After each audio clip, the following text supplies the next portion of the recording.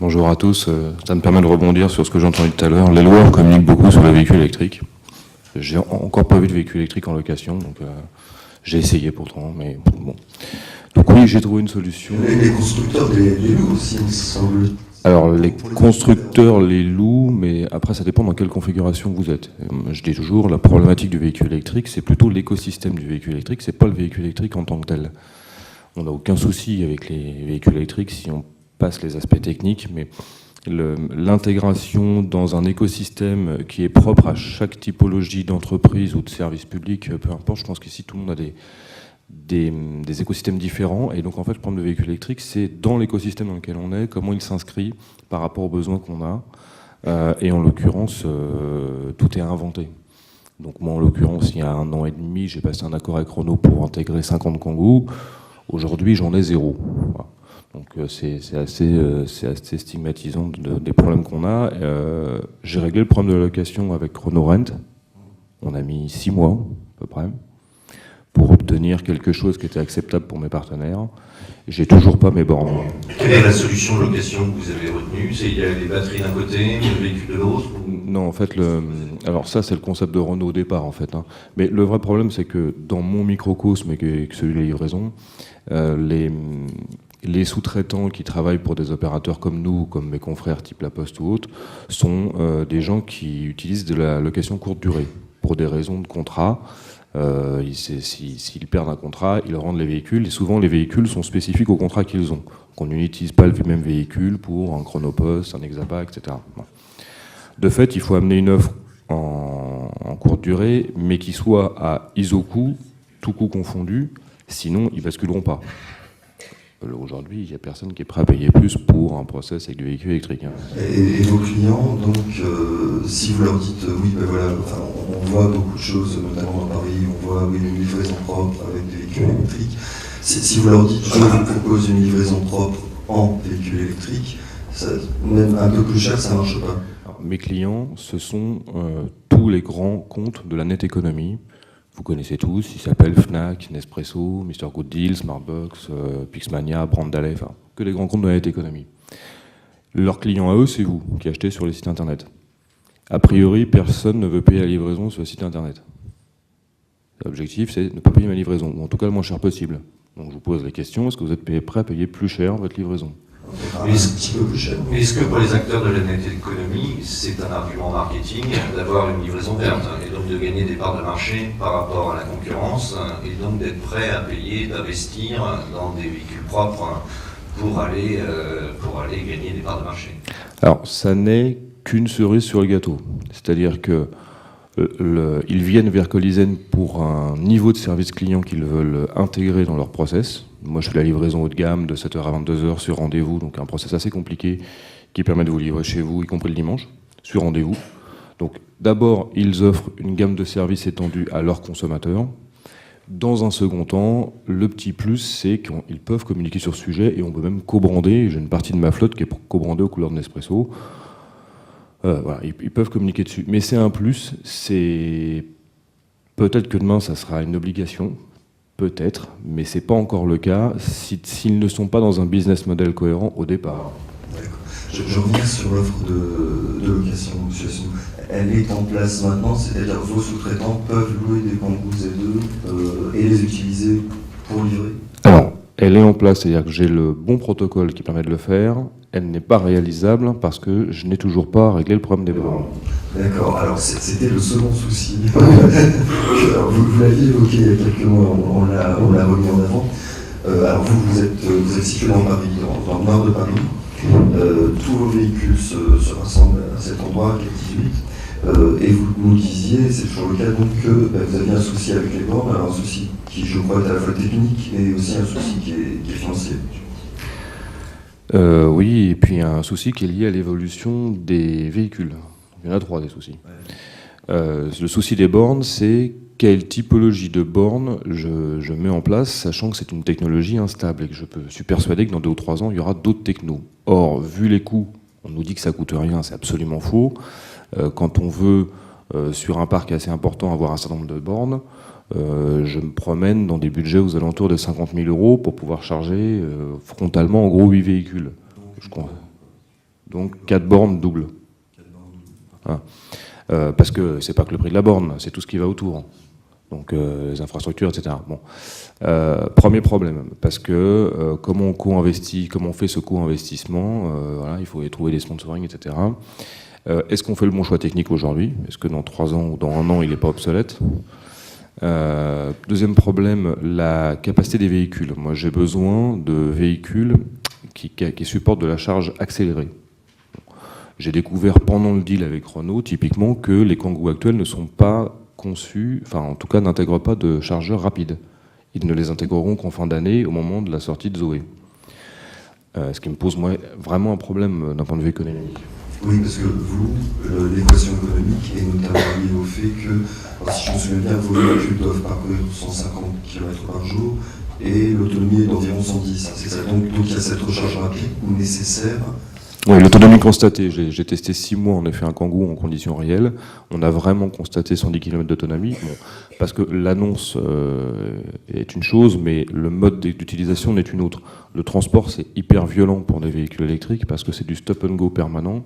C'est des accélérations assez fortes. C'est sans doute un des modes qui abîme le plus les utilitaires, j'en suis conscient, mais bon, enfin voilà, c'est comme ça. Donc il passe chez moi 3 fois par jour, vu que j'ai 3 cycles de départ par jour, il change de chauffeur dans la journée, et je voulais pouvoir, ce qu'on appelle biberonner, c'est-à-dire remettre un petit peu d'électricité dans la journée, parce que moi en gros je fais 3 fois 50 km par jour. Alors c'est plus ou moins vrai, c'est-à-dire qu'il y a des fois ça passe et des fois ça passe pas. Bon, j'ai vraiment constaté que le Kangoo, au-delà de 110 km dans mon application, ça s'arrête. Donc il faut charger.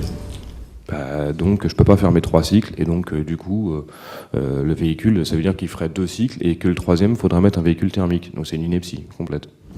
Et en interne, la flotte de Goupil sont des G5, des G3. Des G3, ça fonctionne normalement, ou là aussi vous avez des problèmes de recharge, d'autonomie? J'ai aucun problème d'autonomie. Dès le départ, le Goupil c'est 60 km, donc en fait on ne l'utilise qu'au cœur de la ville, c'est-à-dire que mes Goupil tournent dans les arrondissements 5, 6, 7, 1, 2, 3, 4 en gros, au départ du 18e arrondissement, et ils assurent aussi mes livraisons au cœur de l'île, donc, mais ils vont pas plus loin. 1 parce que 60 km d'autonomie, 2 parce que 40 km/h, donc on peut pas prendre de voie rapide. Bon, ça c'est sur l'aspect électrique. Tout le reste c'est clairement une catastrophe. C'est-à-dire que j'ai absolument tout cassé.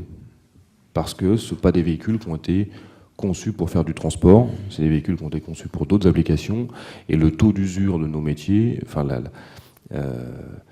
voilà, fait que au bout ils ont 25 000 km au compteur et ils sont très émus. Ça veut dire que vous vouliez des livraisons électriques au même niveau en termes de TCO que des livraisons thermiques. Donc vous n'avez pas. L'un des arguments des constructeurs de véhicules électriques est de dire que l'entretien est moindre que les véhicules thermiques. Vous êtes en train de nous dire que c'est le contraire. Non, l'entretien est moindre si vous ne tombez pas en panne. Voilà. Et vous tombez souvent en panne, ou c'est rare? On nous dit effectivement que l'avantage c'est cet entretien très réduit. Donc vous tombez régulièrement en panne ou... Non mais c'est un euphémisme. Non mais le problème, je vous dis, c'est, mais j'en veux pas à Goupil, ils sont très sympas, machin, j'ai pas de problème avec Goupil, mais le sujet c'est, j'achète un véhicule pour en faire quoi? Si j'achète une 106 pour faire de l'autoroute, c'est pas adapté. Voilà. Et si j'achète un monospace pour faire de la ville toute la journée, c'est pas adapté. Okay, acheter un Goupil pour faire de la livraison, c'est pas adapté, sauf qu'on nous l'a pas dit. Parce qu'eux-mêmes ne s'en rendaient pas compte. Donc à partir de là, les contraintes professionnelles liées à notre métier sont en inadéquation avec la capacité réelle du véhicule. Donc on les a mis en pièces détachées. Mais face à ce constat, vous pensez continuer sur l'électrique? Vous êtes très engagé dedans de toute façon. Vous pensez continuer la livraison électrique ou... On en entend beaucoup parler avec les utilitaires.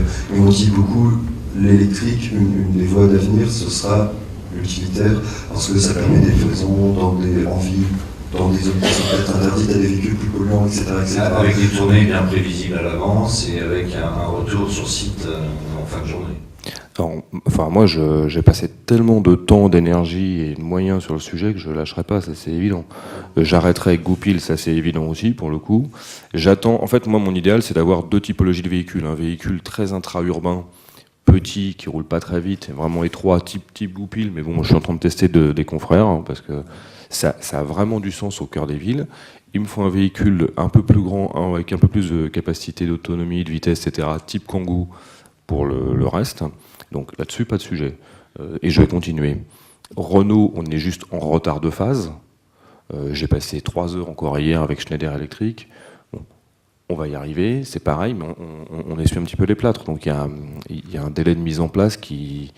Bon, donc je suis assez serein sur le sujet. Par contre, vous faisiez une juste remarque, le vrai problème de nos métiers de transporteurs, c'est que c'est pas parce qu'on veut utiliser du véhicule électrique qu'on peut. Ça remet en cause complètement les schémas d'organisation logistique. Donc là, on parle bien de logistique et pas de transport. C'est-à-dire que plus on met les plateformes logistiques loin de nos villes, pour des raisons de coûts fonciers, de tout ce qu'on peut imaginer, moins on fera de l'électrique. C'est clair. Une donnée que vous ne devez pas connaître, c'est que tous les 10 ans, les plateformes logistiques reculent de 5 km de la région parisienne. Ce qui fait que dans les années 80, elles étaient en gros au niveau des maréchaux. Elles sont en gros aujourd'hui plus près de la Francilienne. D'accord ? Donc à partir de là, vous comprenez le nombre d'utilitaires qui rentrent en ville tous les jours, parce qu'avant, ils s'approvisionnaient dans Paris et ils allaient dans Paris. Donc c'était plutôt plus courant. Bon. Moi, j'ai un process qui part de Paris vers Paris ou qui part de Lille vers Lille, donc du coup, je peux utiliser mes électriques. Mais la plupart de mes collègues ne pourront pas le faire parce qu'ils ne pourront pas faire 50 km d'autoroute, puis le retourner, puis le retour. Ils n'y arriveront pas. Donc voilà, techniquement, en tout cas aujourd'hui. Deuxième sujet, c'est l'optimisation de tournée. J'ai mis en gros 1,5 million d'euros en investissement informatique sur le développement de ma plateforme d'optimisation de tournée avec des algorithmes nouveaux, etc. C'est le nerf de la guerre de nos métiers. C'est-à-dire que je dois maîtriser des données complexes qui me permettent justement de faire des tournées qui ne sont pas du tout aléatoires. Pas du tout. Bon, donc il faut déjà régler ces problèmes-là en amont pour commencer à imaginer du process véhicule électrique utilitaire. Donc c'est vraiment une démarche de réflexion et d'organisation qui est lourde en amont, et finalement plus lourde que ce qu'on a pu entendre et que ce qu'on a pu imaginer autour de ces véhicules électriques. C'est pas seulement remplacer des véhicules thermiques par des véhicules électriques, ça va bien plus loin que ça dans le cadre de votre métier, monsieur. Dans l'univers de la logistique, au sens global du terme, hein, dans l'univers de la logistique qui est le mien, moi je suis qu'une petite brique, mais c'est un sujet global. Donc le véhicule électrique n'est qu'une brique. Moi je peux le faire parce que pour livrer, c'est très bête, hein, pour livrer sur rendez-vous, je ne peux pas partir de trop loin, parce que la non-maîtrise du temps qu'on passe sur la route fait que je ne peux pas garantir une livraison à 7h le matin dans le 6e arrondissement si je pars des Ulysses. Enfin, ça ne marche pas, je ne maîtrise pas mes horaires. Donc du coup, on part de Paris vers Paris, du coup, on rentre dans un schéma où les tournées sont courtes. Donc du coup, le véhicule électrique commence à être applicable. Voilà. Mais il faut voir la chaîne globale. Et donc, toutes les conférences que je peux faire dans l'univers logistique, pour le coup, avec mes collègues, j'interviens beaucoup dans l'univers de la logistique durable, en l'occurrence. Le premier point, c'est un point immobilier. C'est pas un point véhicule. C'est un point immobilier, c'est un point réglementaire. C'est un point où on dit attention, réservez de l'espace logistique dans les zones urbaines si vous voulez améliorer les process de logistique durable. Ne pas oublier que les populations, elles, se concentrent dans les grandes villes. Il faut bien les approvisionner, il faut bien qu'elles mangent, il faut bien qu'elles s'habillent. Donc, et il y a une démarche politique par rapport à ça. C'est-à-dire que les politiques connaissent mal les métiers de la logistique. Quelle était votre motivation au départ ?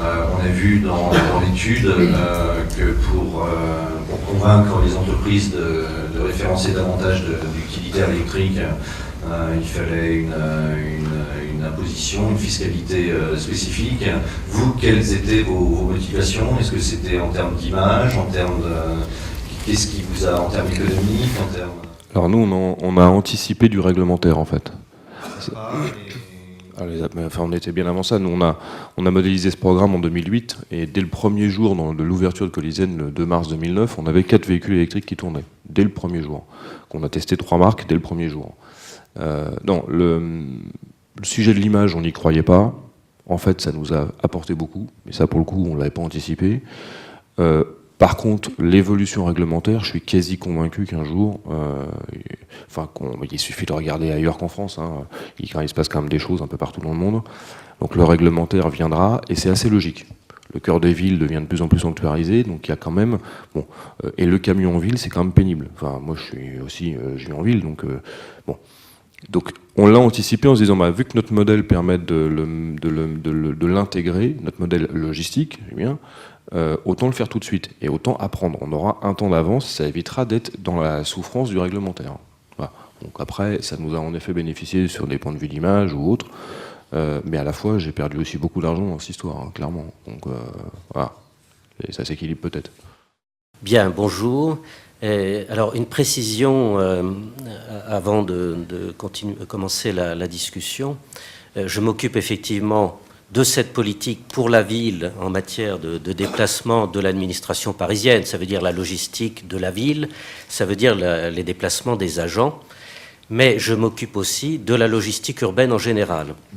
C'est-à-dire que les questions qui viennent d'être évoquées sont au cœur de nos réflexions, effectivement, de manière à faciliter la logistique urbaine à Paris. Voilà.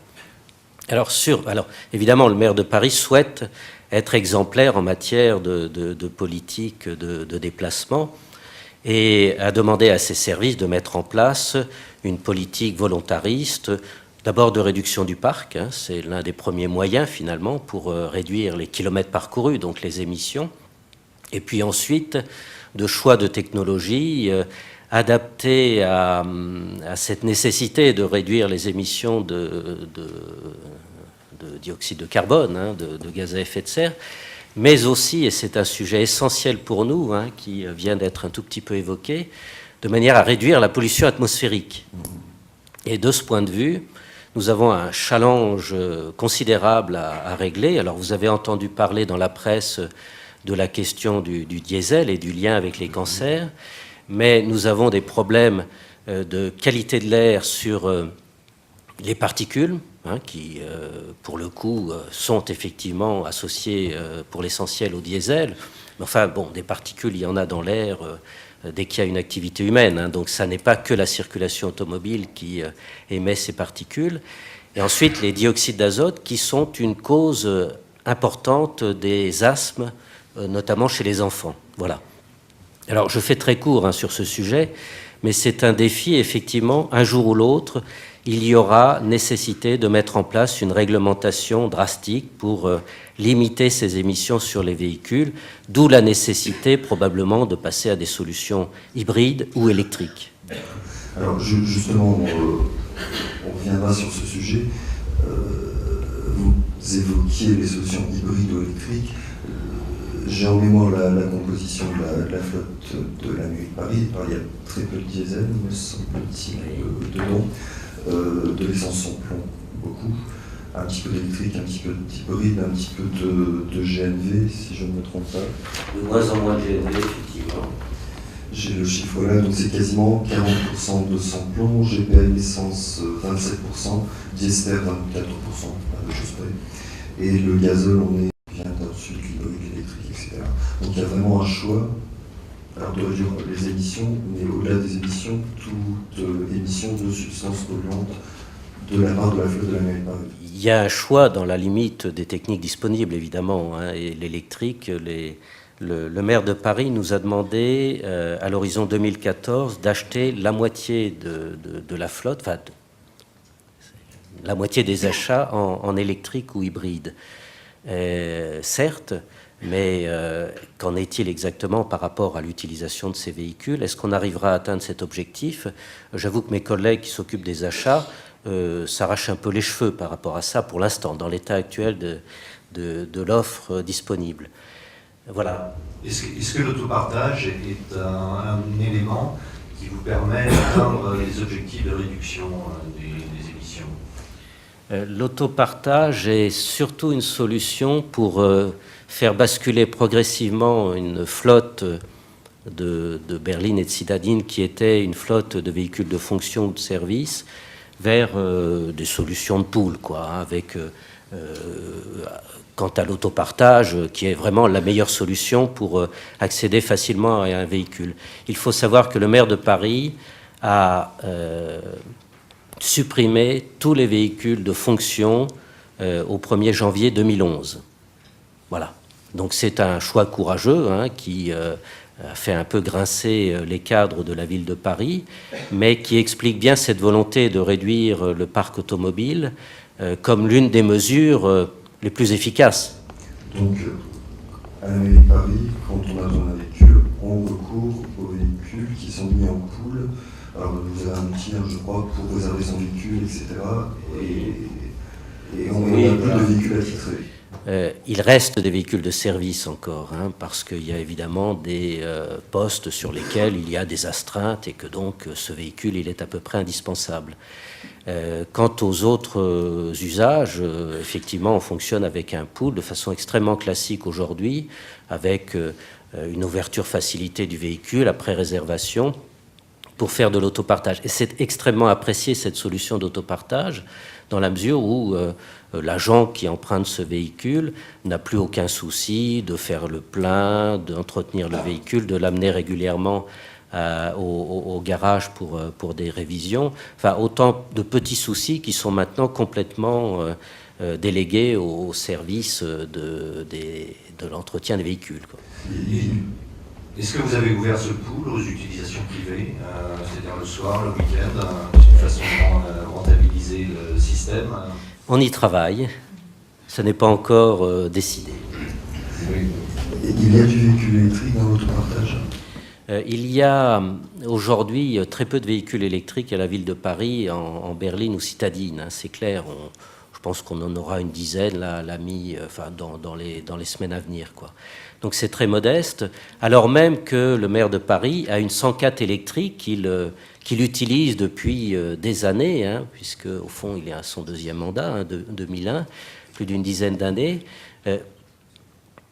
Pour l'instant, l'objectif de 50% des achats en électrique et hybride, est plutôt à construire, quoi.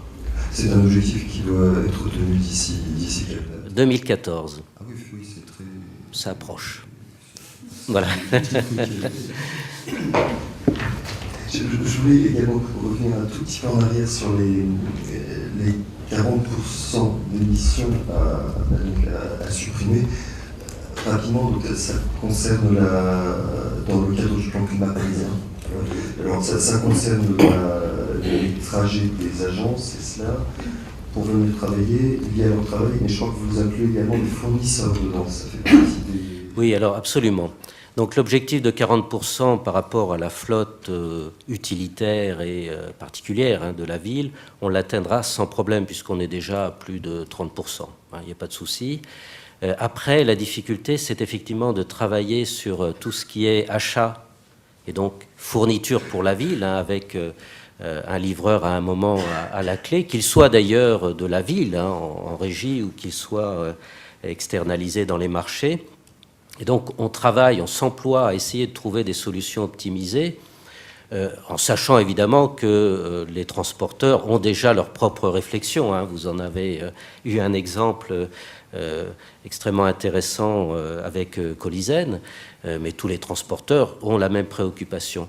Donc on travaille beaucoup sur les conditions de livraison des achats. Est-ce qu'il y a toujours urgence pour se faire livrer une pièce pour réparer tel ou tel bâtiment, enfin telle ou telle installation dans un bâtiment? Est-ce qu'on peut faire des stockages intermédiaires? Est-ce que l'on peut faire des prévisions de manière à réduire le nombre de tournées et ainsi réduire les kilomètres parcourus avec une prestation d'aussi bonne qualité?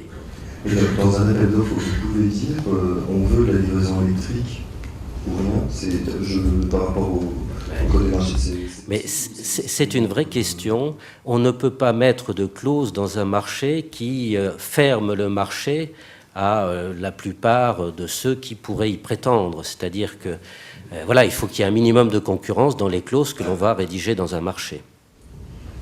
Donc, pas possible de dire on veut de la livraison électrique de façon...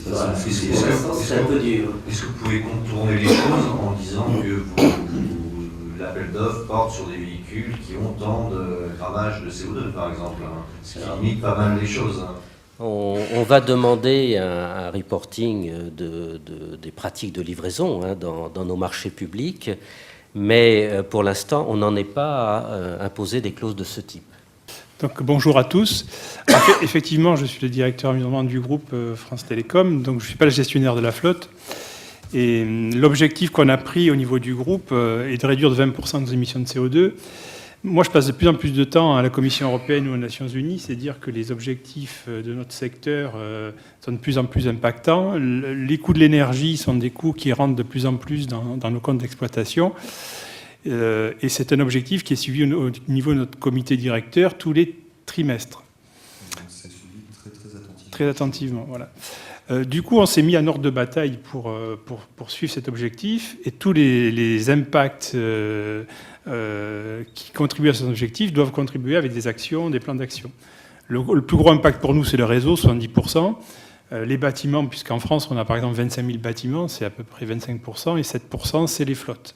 Alors, pour en revenir à votre question sur les flottes, on a créé des directions spécifiques pour chacune de ces entités. Il y a une direction de programme énergie sur le réseau, il y a une direction environnementale et impact des bâtiments, et il y a une direction qui a été créée spécifique, qu'on peut appeler direction de la mobilité durable depuis 1 an, qui est un nom un peu plus anglo-saxon, donc je ne le dirai pas. Mais cette direction de la mobilité durable, qu'est-ce que vous mettez dans la mobilité durable? Est-ce que ce sont la flotte, les voyages, qu'est-ce que ça regroupe? Exactement. Donc il y a une directrice qui s'appelle Hélène Billon chez nous, qui a été nommée directrice de cette direction, dans laquelle on regroupe les flottes, le transport, le transport des salariés, qui prend en compte les voyages en train, en avion, et tout ce qui est moyen de substitution, puisqu'on est un opérateur de télécom, c'est-à-dire les équipements de salles de vidéotransmission, pour que nos collaborateurs, chaque fois, se posent la question s'ils peuvent éviter de prendre un transport et faire des réunions en moyenne de transmission vidéo, dans lequel on met de la haute définition pour que les gens se voient assez bien et qu'il n'y ait pas de problème de compréhension. Mais ça regroupe ces 3 objectifs. Donc les objectifs portent sur ces 3 aspects. Et sur la partie spécifiquement véhicule, pour répondre à votre question, la direction de la gestion de flotte a lancé un programme assez vaste qui regroupe un peu ce que tout le monde a dit et ce que vous avez dit sur votre enquête.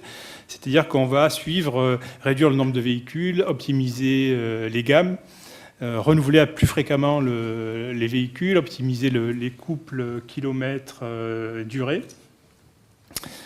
agir sur les salariés avec des formations à l'éco-conduite, avec un vaste programme de formation. En 2010, on était à peu près à 700 salariés formés, 150 en 2011, et l'objectif qui arrive est de 10 000 salariés formés, donc très ambitieux, sachant que cet objectif voit l'adhésion de tous les pays où on est présent. En tant qu'opérateur, on est présent à peu près dans 30 pays.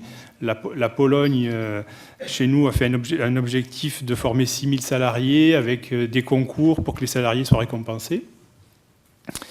Et ensuite, on essaie aussi d'inclure des véhicules électriques dans le parc pour faire diminuer les émissions de CO2.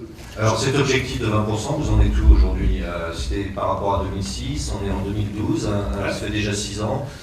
Est-ce que les actions que vous avez entreprises commencent à porter leurs effets, ou est-ce qu'il faut encore attendre un peu? Alors, si vous parlez que sur les flottes, moi, désolé, c'est un peu le sujet. J'ai de la chance parce que sur les flottes, en 2006, on devait avoir 50 000 véhicules dans le parc.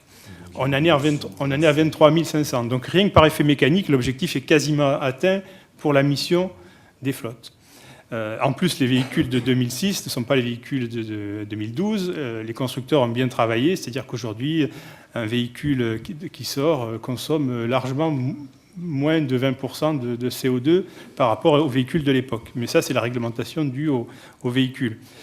Par contre, la contribution qui est de 7%, plus ils seront performants, plus ils contribueront à notre objectif. Donc, pour moi, c'est le poste qui va le plus réussir l'objectif de 20%. Est-ce que c'est le poste sur lequel on peut agir le plus facilement? Chez moi, oui. Pour un opérateur, oui, le plus gros poste, c'est le réseau, parce que c'est des investissements considérables, mais le poste le plus facile à obtenir, c'est celui-ci. Je reviens sur l'électrique. Vous nous avez dit que vous réfléchissez à l'électrique dans un peu plus qu'une réflexion, puisque c'est lancé. On a entendu parler, il y a eu des visites qui ont été achetées pour être mises en poules, voilà. On le voit ici, vous réfléchissez à acheter quand vous êtes deux, voilà, monsieur pourra vous en parler.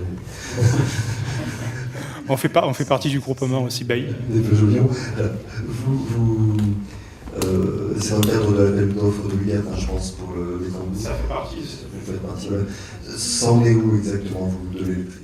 Alors, pour revenir à la direction de la gestion de la flotte, moi j'ai de la chance, c'est que moi je donne un objectif et c'est eux qui contribuent à cet objectif. Et ils sont très motivés sur ce sujet-là, puisqu'ils sont quand même moteurs, ils ne traînent pas du tout les pieds, ils proposent pas mal de solutions. Notamment, ils ont pris l'initiative de remplacer les véhicules de poule qu'on avait dans les différents sites en France. On a des véhicules qui roulent très peu. Donc, les gens utilisent peu, les gens font très peu de kilomètres par semaine, ça dépasse rarement 50 kilomètres. Donc ils ont décidé de mettre en place des pools de véhicules électriques en s'adressant à Renault et en achetant une centaine de Twizy. Pour l'instant, on n'a qu'une vingtaine qui sont livrés, mais fin septembre, on aura une centaine de Twizy. Et on les met par 5 dans chaque site où les gens travaillent. Et ils ont comme consigne d'aller en réunion avec ces véhicules et de les ramener ensuite, pour pas que les véhicules s'entassent sur un même site, par paquet de 5, et d'utiliser ces véhicules pour aller en réunion. Sachant qu'il y a un dispositif sur Internet qui permet de réserver ces véhicules, comme on réservait les véhicules de pool, et ça permet d'avoir des déplacements quasiment zéro émission. Ça, c'est sur les sites parisiens. Parisiens pour l'instant. Bon, en tout cas, relativement peu distant. Peu distant. De quelques kilomètres. Quelques kilomètres, ouais, ça dépasse rarement 5-6 kilomètres. D'accord, donc en termes d'autonomie... Il n'y a aucun problème, puisqu'une Twizy, c'est 70 km d'autonomie. Donc. Et puis ça se recharge en 3 heures, donc une prise normale suffit. Donc on n'a eu aucun frais d'installation, puisque nos parkings avaient des prises déjà classiques installées. Voilà. Sur la gamme véhicule plutôt de type Kangoo Z2, c'est un peu plus problématique, parce qu'il y a le problème des bornes, notamment avec les Schneider électriques, on a eu quelques petits problèmes aussi, comme vous. Il y a le problème aussi des équipements des villes. Alors ça rejoint aussi un peu les objectifs européens, puisque nous, avec l'agenda, le Digital Agenda et la commissaire européenne Nelly Kroes qui a mis en demeure l'industrie de se prononcer sur ces sujets, il y a aussi tout ce qu'on appelle les villes connectées, les smart cities. Mais là aussi, on est loin des équipements. La Commission européenne a des programmes assez ambitieux sur ces sujets-là, pour que le véhicule électrique soit rentable pour un opérateur qui n'est pas un opérateur qui a des petits parcours à cycle fermé comme la Poste, où le cycle est imprévu, ça dépend de ce que demande notre activité. Il faut absolument que les villes soient câblées, sinon l'autonomie des véhicules électriques est difficile à optimiser. Et là aussi, on a prévu quand même que d'ici fin 2012, on aurait quelques centaines de Kangoo Z2. D'accord, d'ici la fin de l'année. D'accord, pour un usage... Ce sera pour les techniciens dans les centres-villes, donc à kilométrage réduit, parce que ça transcende donc les grandes villes comme Paris, Lyon, Marseille, mais on ne peut pas utiliser ça dans des petites villes de province où les techniciens sont obligés de faire des grands kilométrages pour aller réparer ou répondre à des assistances clients, parce qu'ils risqueraient d'avoir des problèmes d'autonomie s'il n'y a pas d'équipement dans la voirie. Donc Olivier Dumain, directeur des ventes aux entreprises de BMW Group, qui regroupe les marques BMW et les marques Mini, confrontés au challenge, comme vous, d'apporter notre pierre à l'édifice sur la partie du développement durable et de la mobilité durable. On ne parle plus beaucoup de développement durable, et c'est vrai qu'on en parle en fait uniquement à travers l'automobile en ce moment. Donc il y a peut-être 100 personnes qui sont dans la salle, on est peut-être encore sans fer de lance à travailler sur le sujet du développement durable, puisque je trouve qu'avec ces périodes de crise, on ne parle plus beaucoup de développement durable comme on pouvait en parler il y a 5 ans. Donc je pense que l'automobile focalise encore toute cette activité développement durable, mobilité durable. Donc, en ce qui concerne BMW, voilà, les solutions que nous on peut apporter sur notre pierre à l'édifice, par les talents de BMW en tant que motoriste, dans un premier temps. Donc, d'abord sur les moteurs thermiques, un moteur thermique diesel, puisqu'on a 23 modèles qui sont en tout de 120 grammes de CO2. Donc, nous, notre communication est plutôt basée sur les 120 grammes de CO2, à la fois pour être différenciant par rapport à nos concurrents, et également, puisque pour ceux qui payent la TVS, ça arrive, c'est le seul grammage qui n'est pas évolué par rapport à la fiscalité de l'année dernière. Donc 23 véhicules en dessous de 120 grammes de CO2 chez BMW, également 15 véhicules chez Mini. Et ça veut dire qu'on couvre pas uniquement quelques véhicules prestigieux, ça veut dire que tous nos modèles, quasiment, sont en dessous de 120 grammes de CO2. Série 1, série 3, série 5 et X1 sont en dessous de 120 grammes de CO2. Pour vous donner des exemples sur les talents de motoristes de BMW, ça peut être un peu contre-productif ce que je vais dire, mais des motorisations montant jusqu'à 258 chevaux sont inférieures à 140 grammes de CO2. Donc je ne préconise pas d'acheter ces véhicules-là. Mais en tout cas, juste pour vous indiquer, monsieur évoquait tout à l'heure les efforts qu'ont fait certains constructeurs. Voilà, on peut arriver jusqu'à 258 chevaux pour 140 grammes de CO2. Donc ça, c'est le premier niveau.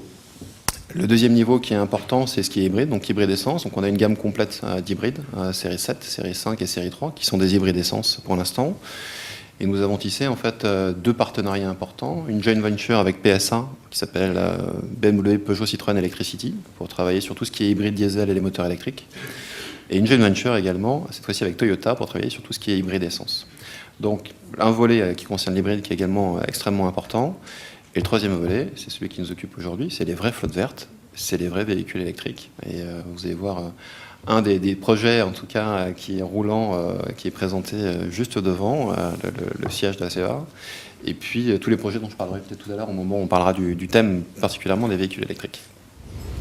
Donc effectivement, il y a un nouveau véhicule, une Active E, qui est en bas, à l'entrée de l'automobile. Oui, très, très rapidement. Avant de parler du futur, je vais vous parler du PC sur le véhicule électrique. On a fait en test, comme le soulignait tout à l'heure monsieur, 50 véhicules électriques pendant 1 an en France. Et donc c'était déjà l'année dernière. Le but n'était pas un but de test technique du véhicule, c'était un but sur le comportemental. Et c'était extrêmement instructif de voir, il y avait 47 particuliers et 3 entreprises qui ont roulé dans ce véhicule pendant 1 an, qui avaient 150, 160 km d'autonomie, donc c'était une mini électrique.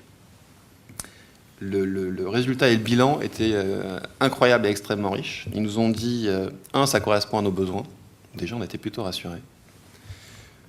2, c'est des véhicules qui faisaient 200 jours. Donc les 3 premiers jours, ils ont un peu joué. Et après, le silence du véhicule fait qu'ils ont vraiment adopté une conduite apaisée liée à un véhicule électrique. Ils nous ont dit qu'en ce qui concerne la charge, sujet qui était évoqué tout à l'heure, déjà il y a peu d'offres de recharge en ville, au niveau de la voirie. Mais le fait qu'ils rentraient chez eux, ils se branchaient et qu'il y avait 6 heures de charge ne leur posait absolument aucun souci. Ils nous ont dit, la problématique c'était les batteries, puisque les batteries étaient effectivement à l'arrière, donc c'était un véhicule uniquement 2 places, qui n'était pas commercialisable.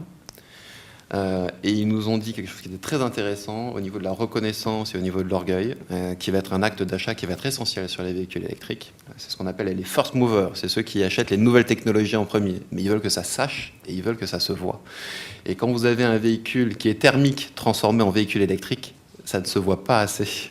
Donc oui, ils ont été interpellés au feu rouge, on leur a posé des questions sur les véhicules électriques, ils étaient très ravis de pouvoir y répondre. Par contre, ils veulent un véhicule électrique qui se voit réellement de l'extérieur pour être dans cette position de reconnaissance, d'être un first mover sur les véhicules électriques. Et la deuxième phase, donc là on a une phase technique sur le véhicule, donc on n'est plus sur une phase de test comportemental. Et le véhicule que vous allez voir là juste en bas va valider toute la chaîne de batterie, de propulsion, et toute la chaîne donc cinématique qu'on va avoir sur les véhicules électriques qui vont sortir l'année prochaine. Bonjour à tous. Alors l'offre Autotrain, c'est une offre qui est nouvelle effectivement pour les entreprises, qui est ancienne pour les particuliers. Vous la connaissez peut-être, vous l'avez peut-être déjà utilisée, même si elle n'est pas super bien connue, malheureusement. C'est le transport de véhicules en train. Voilà, donc vous partez en vacances, vous avez envie de retrouver votre véhicule à l'arrivée. L'offre Autotrain est là pour ça. Vous allez prendre un TGV, un avion, le mode de transport de votre choix et votre véhicule vous attendra sur place. Donc pas de fatigue, pas d'usure du véhicule, pas d'inconvénient du trajet, moins de pollution, puisque un véhicule sur un train consomme 3 fois moins de CO2 que s'il est sur l'autoroute. Voilà, on offre du coup cette possibilité-là aux entreprises depuis 2 ans à peu près. Il y a eu un grand événement qui a été le volcan islandais, qui a fait que plus d'avions. Et donc les loueurs courte durée, beaucoup, se sont retrouvés avec des milliers de véhicules du côté de Calais et avaient besoin de les rapatrier dans le sud. Donc on a commencé à être en discussion avec eux à ce moment-là, puisque la spécificité de notre offre, c'est que c'est par essence même une offre pour des clients particuliers et qu'on n'est pas fret SNCF, dont lui a une vocation de faire du train complet. Voilà. Et il se trouve qu'on a commencé avec 2 loueurs courte durée en 2010, donc on les a aidés à rapatrier les véhicules dans le sud. Et depuis, on continue. Donc d'autres loueurs courte durée sont arrivés, et maintenant des loueurs longue durée également, et des discussions. Alors je dirais le gros intérêt pour eux de l'offre Autotrain, c'est évidemment l'aspect développement durable. Le prisme est quand même beaucoup aujourd'hui sur les sujets économiques. Et économiquement, on a une offre qui vous permet de faire un Paris-Nice, par exemple, en une nuit, pour 118 €. Voilà. Donc c'est assez redoutable et assez novateur. Donc forcément, ça attire dans le contexte de crise dans lequel on est. Sur le sujet électrique, je dirais, on l'a pointé tout à l'heure et on l'a pointé dans l'étude, je pense qu'on en reparlera dans le débat. Il y a des questions également autour de l'autonomie des batteries. Pour des flottes d'entreprises qui ont des véhicules électriques, aujourd'hui, faire un Paris-Lyon, c'est tout sauf possible. Voilà. Le faire avec Autotrain, ça devient une possibilité très simple. On nous dépose le véhicule, on va le recharger de manière donc sur Paris, par exemple. Il va voyager en train pendant la nuit et le lendemain, le client va le récupérer, recharger directement sur place. Voilà. Donc, après l'offre Autotrain à destination des entreprises aujourd'hui. Merci. Il y a sur la gestion de flotte, il y a effectivement l'environnement, le développement durable et la mobilité durable qui est un critère prépondérant. Il y a aussi l'économique. On l'a vu dans l'étude, les critères économiques prennent de plus en plus le pas sur la mobilité durable. Est-ce que vous constatez la même chose, Olivier Dumas ? Est-ce que les entreprises intègrent de plus en plus le critère développement durable dans les appels d'offres ? Ou est-ce qu'on en revient à ce qu'on a connu il y a quelques années, et c'est le prix, et encore le prix, le TCO qui prime ? Non, c'est le sujet essentiel. La première question quand je rencontre des clients, c'est on me dit bonjour. Après, on me demande combien en émissions de CO2, et après, on me demande combien en conditions de remise. Mais le premier sujet est combien en émissions de CO2, donc ça devient vraiment le premier critère. C'est-à-dire que pour pouvoir rentrer dans les appels d'offres, maintenant, les barrages auxquels on est confronté, c'est les 140 grammes de CO2, partout, quasiment dans toutes les entreprises. Là-dessus, comme je l'ai évoqué tout à l'heure, on est relativement bien positionné. Et oui, il faut des réglementations, et oui, il faut de la fiscalité. Pourquoi on a un parc de diesel, et pourquoi quasiment 100% des véhicules qu'on vend en entreprise sont du diesel ? C'est parce que la fiscalité sur la TIPP est taxée à 76% sur les véhicules essence, 67% seulement sur les véhicules diesel. C'est parce que la TVA est remboursable sur les véhicules diesel. Donc, si on veut pouvoir influer sur le parc, sur notre santé, sur la mobilité, il faut nécessairement de la fiscalité. Un exemple qui est criant, on parlait tout à l'heure du GPL, il y avait 2 000 € d'aide de l'État au 31 décembre de l'année 2010, si je ne dis pas de bêtises sur le GPL. Au 1er janvier, cette aide de l'État de 2 000 € a été supprimée. Voilà, il y a plus de... Il y a beaucoup moins de GPL, je crois. Il y a beaucoup moins de GPL. Donc oui, il faut de la fiscalité, c'est un sujet qui est essentiel. Je lisais un petit magazine par Internet ce matin. On a la problématique des mégapoles, des mégacities, et des problématiques de santé sur ces mégacities. Même si Paris n'est pas une mégacity à la taille de Pékin ou à la taille du Mexico, par exemple, Pékin, a priori, ce matin, a décidé de refuser l'entrée dans les villes de véhicules qui consomment énormément en termes d'émissions de CO2. Donc ça date de ce matin. Et également de taxer, du coup, en fonction des émissions de CO2, l'entrée dans la ville. C'est inéluctable. Je ne sais pas vous dire à quel horizon c'est. Peut-être que monsieur qui est à ma gauche le saura un peu plus, mais je ne sais pas s'il le dira aujourd'hui. Mais c'est inéluctable. Alors, est-ce que c'est à un horizon 5 ans, 10 ans, 15 ans, 20 ans ? C'est juste inéluctable. Mais en France, on parle beaucoup d'émissions de CO2, mais on parlait également des particules fines. Je crois qu'en Allemagne, c'est un vrai sujet. C'est un vrai sujet européen, mais en fait... Est-ce qu'il existe une fiscalité en termes de... Non, mais il va exister une norme. C'est la norme Euro 6 qui arrive à partir de 2014. Donc voilà, la problématique qu'on se posait sur les particules, c'est vrai que la problématique était liée aux effets de serre, émissions de CO2, et on a réussi à peu près à harmoniser une fiscalité européenne liée aux émissions de CO2, qui est différente d'un pays à un autre, mais au moins il y a eu un consensus sur le travail sur les émissions de CO2. Plus grave pour la santé, enfin je ne sais pas si c'est plus grave, je ne suis pas médecin, mais en tout cas c'est clair que la partie des NOx, donc tout ce qui est oxyde de nitrate ou dioxyde de nitrate, est une vraie problématique, notamment liée avec les particules derrière, sur les véhicules diesel. Et là il y a une norme importante qui va arriver au niveau de l'Europe, qui est la norme Euro 6 à partir de 2014, et qui va être extrêmement stricte après la baisse des émissions de CO2, sur la baisse des NOx. D'accord. Par rapport à ce que vous nous dites, alors, la prise en compte de la TVS par vos clients, c'est parce que la TVS, ça coûte cher, donc ça fonctionne. Et il y a cette prise de conscience, on va dire, alors, sans opposer écologie et économie, mais cette prise de conscience verte, elle est réelle ou c'est plus de la surface ou c'est que la TVS, parce que la TVS, ça fonctionne, quoi. Comment vous qualifieriez ça ? Elle est réelle. sur les véhicules à gros volume, c'est indiscutable. Et c'est-à-dire que pour moi, la problématique n'est pas de réconcilier économie et écologie. Au contraire, comme je l'ai indiqué, la fiscalité est au service de l'écologie et d'aller de plus en plus vers des flottes vertes. Et je peux vous dire que chez BMW, plus la fiscalité va être dure sur les émissions de CO2, mieux on va être positionné. Donc c'est aussi un intérêt commercial, quand je vous dis ça derrière, très clairement, par rapport au positionnement qu'on a sur nos moteurs. Ensuite, on ressent un léger changement par rapport à ce que je disais en introduction tout à l'heure. Le sujet environnemental, on y a tous énormément cru pendant 3 ans, avec beaucoup de force de marketing et de communication. Certains, au bout de la table, ont commencé à être déçus. Je vais vous citer un exemple. On parlait de 106 électrique du maire de Paris tout à l'heure. En 1997-1998, il y a un projet d'autopartage avec un constructeur automobile français, donc qui faisait des 106 électriques. C'était déjà de l'autopartage, c'était la ville de La Rochelle, c'était des 106 électriques et l'autonomie des véhicules était de 150 km. Ça n'a pas bougé beaucoup. Nous sommes 15 ans après. L'autonomie des véhicules électriques est de 150 km. Ça veut dire que ce n'est pas la solution. Ça veut dire que ce n'est pas la solution. Pour l'instant, qu'on n'a pas trouvé la solution, on a vu des batteries. Alors, en tout cas, sur les batteries lithium-ion, on reste toujours à 150 km d'autonomie. Donc les seules solutions qu'ont pu trouver les constructeurs, c'est un choix qu'a fait BMW, mais d'autres constructeurs l'ont fait, c'est qu'il faut vraiment déjà alléger les véhicules au maximum. Ça, c'est essentiel. Donc les choix qu'on a fait sur les véhicules qui vont sortir chez nous en octobre 2013 sont des choix extrêmement innovants. On a des châssis qui sont en aluminium, on a une structure de cockpit qui est en fibre de carbone, de manière à avoir un véhicule qui va faire 1,2 tonne. Les véhicules avec les batteries. Les véhicules qui sont sur le marché actuellement sont entre 1,6 tonne et 1,8 tonne pour 150 km d'autonomie. Donc déjà, la première des solutions, c'est de réduire les poids. Et réduire les poids avec ces technologies, donc aluminium, fibre de carbone. Premier élément. Le deuxième élément, c'est qu'il faut un prolongateur d'autonomie. On voit qu'avec 150 km d'autonomie, notre but pour nous, c'est de faire des volumes et de vendre des voitures. Donc la seule solution, c'est d'augmenter l'autonomie.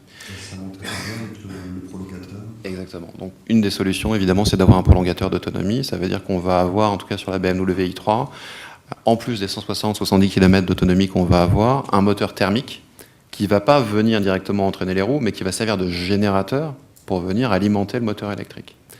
Et là, on va atteindre aux alentours de 300-320 km d'autonomie. 300-320 km d'autonomie, juste un instant, je fais référence à une autre marque d'un tout petit véhicule urbain à 2 places d'une marque concurrente, qui, ce véhicule étant petit, avec juste 2 places et un petit réservoir, aux alentours de 400-450 km d'autonomie avant d'aller refaire le plein à la pompe. Je ne sais pas si vous voyez le modèle auquel je fais allusion. Donc on commence à devenir sur un produit qui va être 100% électrique, qui n'est pas complètement éloigné d'un véhicule thermique actuellement qui existe, et qui fait à peu près 400 km d'autonomie. Technologiquement, c'est quand même assez compliqué à concevoir, donc ça a des coûts. Est-ce que vous avez fait des calculs de TCO déjà sur le véhicule électrique que vous allez sortir en 2013, une comparaison économique, mais à prestations équivalentes. L'électrique c'est bien, mais je pense que les gestionnaire de flotte n'iront pas à n'importe quel prix. Non, effectivement, les gestionnaires de flotte n'iront pas à n'importe quel prix.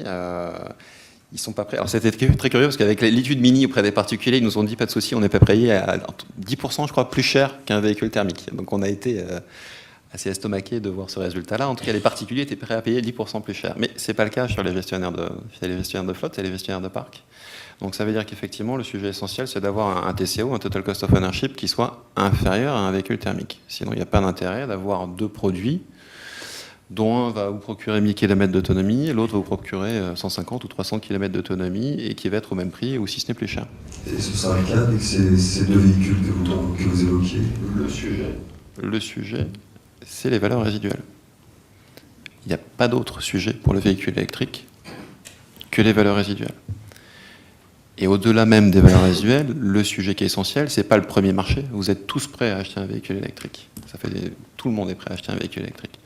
Le sujet, c'est la revente du véhicule d'occasion de ce véhicule électrique. Où est le marché de l'occasion du véhicule électrique? Donc on n'est pas sur une problématique de technologie, on est aussi sur une problématique du package complet. Il n'y a pas que l'innovation, c'est-à-dire qu'il y a l'innovation, il y a l'offre de service, il y a le véhicule, et il y a ce second marché à créer. Et la question qu'on a à se poser, en fait, pour réussir dans ce marché-là, c'est quel est le second marché du véhicule électrique? Celui qui aura trouvé la solution du marché du véhicule d'occasion du véhicule électrique emportera sur le premier marché. Donc le sujet il est sur les valeurs résiduelles. Donc les constructeurs travaillent et contribuent évidemment à travailler sur les valeurs résiduelles. Il y a également des coteurs, des sociétés comme l'Arbus, des sociétés comme l'Eurotax, et qui pour l'instant cotent plutôt les valeurs résiduelles aux alentours de 10% en deçà des valeurs résiduelles de véhicules essence. Donc vous avez les valeurs résiduelles des véhicules diesel qui se trouvent ici, les valeurs résiduelles des véhicules essence qui se trouvent en dessous, et les véhicules électriques qui sont en général positionnés 10% en dessous des valeurs résiduelles des véhicules essence. Monsieur Gérard, on reviendra un peu plus tard sur le sujet de l'électrique pour laisser parler tout le monde. On revient sur cette notion de CO2 et de TCO, donc d'économie, d'écologie, qu'on oppose, qui sont complémentaires. Monsieur Maltese, vous lancez votre offre à la destination des entreprises. L'argument écologique, au-delà de l'affichage, de l'image, etc., ça marche auprès des entreprises ou elle voit d'abord l'aspect économique? Comment c'est ressenti? Alors, aujourd'hui, elle voit avant tout l'aspect économique, mais on voit que le vrai problème de l'électrique, c'est avant tout un problème économique, globalement. Donc, ce qu'elles vont regarder, c'est effectivement l'économique. Comment je peux faire pour avoir un véhicule le plus longtemps disponible à la location, donc rentabiliser au maximum, et puis comment je peux diminuer le coût de son transport lorsque je dois le transporter. Donc ça, c'est le premier argument. En revanche, de plus en plus, dans les discussions qu'on a, le sujet de la mobilité durable a de la résonance. Donc c'est pas encore le motif d'achat, mais on voit clairement que ça commence à résonner de plus en plus. Et on a souvent des directions flotte d'un côté, des directions marketing de l'autre, qui ne se parlent pas forcément. À un moment donné, elles vont se parler. Et à un moment donné, je pense qu'il y aura du buzz, il y aura des effets un petit peu surfés sur cette mobilité-là, qui arriveront et qui feront qu'il y aura un nouvel essor. Le buzz de la Mini, moi je m'en souviens, c'est une opération marketing qui a été extraordinaire. Tout le monde voulait essayer cette Mini. Voilà, donc ça viendra. Moi, je suis convaincu que ça viendra. On est ici autour de la table, finalement, des acteurs de la mobilité. On n'a pas trouvé aujourd'hui le système idéal de la mobilité électrique, mais on y travaille et notre mission, c'est d'y travailler, évidemment, au quotidien. Ok, merci. Philippe Tuzzolino, vous déployez une flotte de véhicules électriques. Est-ce que pour vous, l'économique est-ce que d'acheter des véhicules électriques, c'est un raisonnement aussi économique, ou est-ce que vous allez dans ce sens en termes d'image? Est-ce que la fiscalité a une importance dans vos choix? Tout à fait. Alors moi je n'opposerai pas environnement et économique. Je dis que l'économie et l'environnement, par chance, c'est lié parce que le carburant, c'est un coût. Et lorsqu'on réduit la consommation, on optimise les coûts. Et en optimisant les coûts, en réduisant le carburant, ça se transforme en CO2, on améliore l'environnement. Donc le lien, il est quand même totalement direct. Il n'est pas décorrélé. Et dans les entreprises du CAC 40, on regarde surtout les gains économiques. Et les gains économiques, c'est quand on va regarder quel est le résultat du compte d'exploitation. Et comme le véhicule il est jugé sur un TCO, chez nous, c'est un couple CO2-TCO. Et pour moi, directeur de l'environnement, je suis gagnant sur les deux, parce que dans le TCO, il y a le coût du carburant. Le coût du carburant, c'est 51% du TCO chez nous. Si on réduit le nombre de litres, on réduit les coûts, mais on réduit en même temps le CO2. Donc pour moi, c'est deux critères qui sont complètement liés et qui ne sont pas du tout opposables. Aujourd'hui, optimiser le gain économique, c'est optimiser l'environnement par rapport à un objectif de type CO2. C'est quelque chose que vous mesurez à la fois économiquement et écologiquement. Enfin, vous avez des données, vous pouvez dire, voilà, vous évoquez le carburant, il y a eu des résultats, il y a eu des choses là-dessus. Tout à fait, la direction de la gestion de la flotte qui a en responsabilité de ça. Chez nous, au dernier trimestre 2011, suite au choix d'optimisation du TCO, parce que chez nous, le TCO est challengé tous les 6 mois avec les constructeurs, on a élargi la gamme de véhicules, et les constructeurs le savent. Nous sommes dans la Carpolécie de France Télécom. Voilà, exactement. Et donc tous les 6 mois, on remet l'ouvrage sur la table pour justement avoir le meilleur couple. La direction de la gestion de la flotte, sur le dernier trimestre de 2011, a économisé 1,6 million de litres de carburant. Ça c'est mesuré et ça rentre dans les comptes d'exploitation. Donc ce n'est pas négligeable. D'autre part, on ajoute aussi du fait que, vous dites c'est de l'image, oui, on s'en sert comme image, mais on ne fait pas ça que pour de l'image, d'abord pour des intérêts économiques. Sinon, on communiquerait tout le temps sur le sujet, ce qu'on ne fait pas. Par contre, si on a des résultats, on s'en sert aussi comme image. On ne va pas non plus gâcher son plaisir, entre guillemets. Mais on éduque aussi le salarié, c'est-à-dire qu'on veut que le salarié soit partie prenante. Et là, on est dans le développement durable. Donc, on fait des cours d'éco-conduite, on fait de e-learning, et le salarié, dans le cours d'éco-conduite, c'est quelque chose qu'il va utiliser à son usage personnel pour son véhicule personnel. Donc, il voit le gain qu'il peut avoir.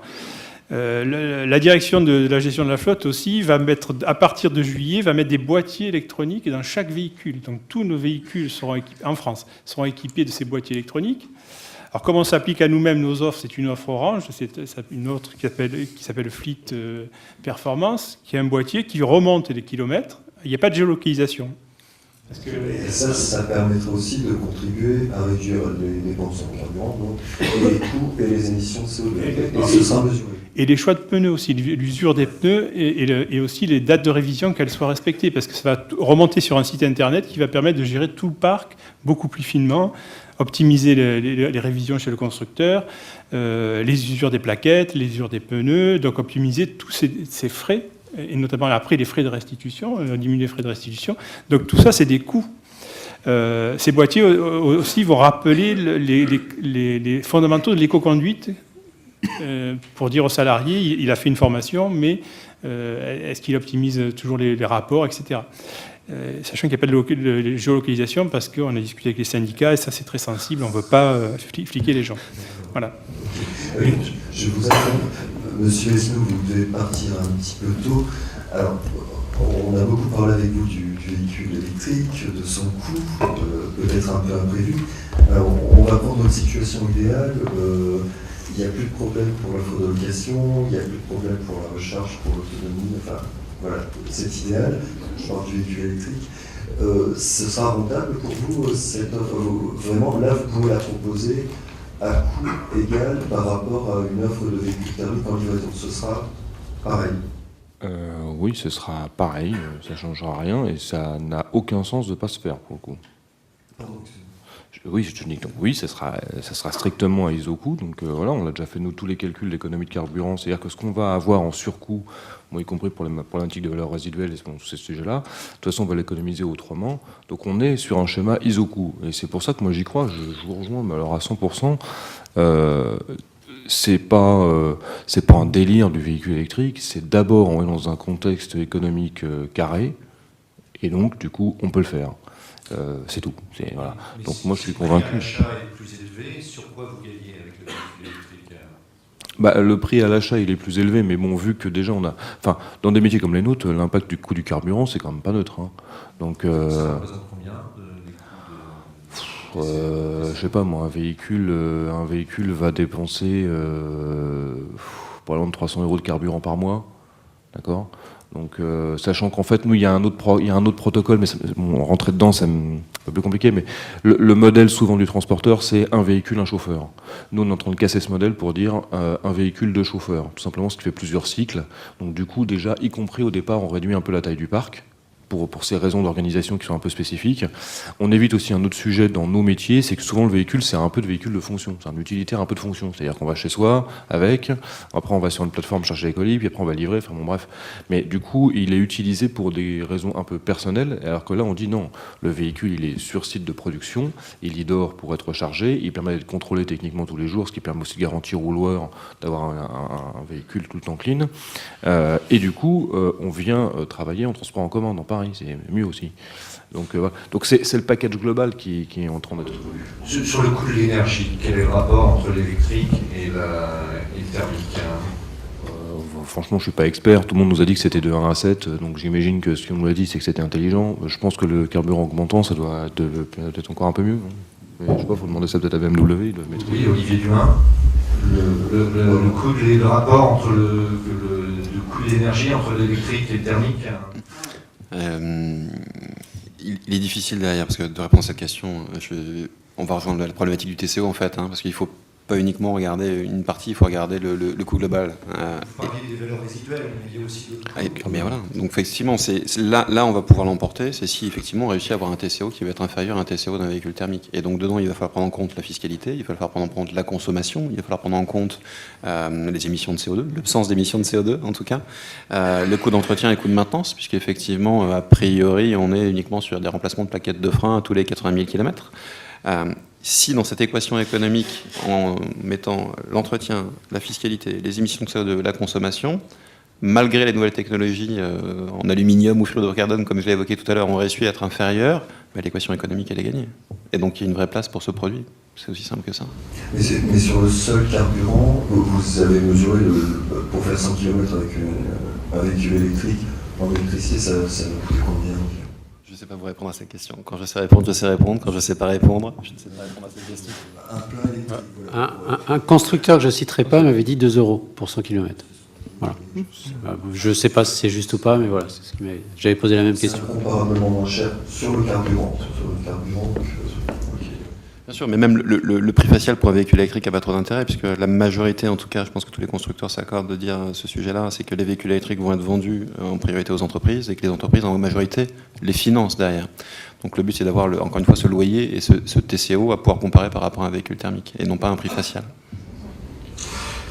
François Prochasson, vous développez l'autopartage pour réduire l'empreinte environnementale et pour des raisons économiques. Est-ce que vous avez calculé les gains que vous pouviez faire avec l'autopartage?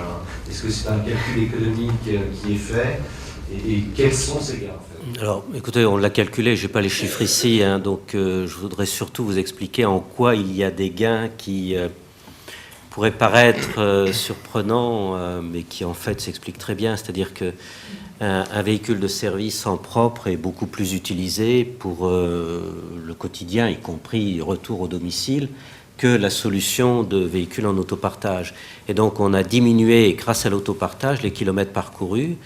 Et finalement, bon, l'autopartage est une activité que l'on trouve sur le marché aujourd'hui, qui s'est développée à Paris avec 5 opérateurs privés d'autopartage. Donc l'équilibre est parfois difficile, mais il existe. Et la ville de Paris se retrouve tout à fait dans ce modèle-là. Ce qui est important, effectivement, ce sont les économies sur l'usage du véhicule.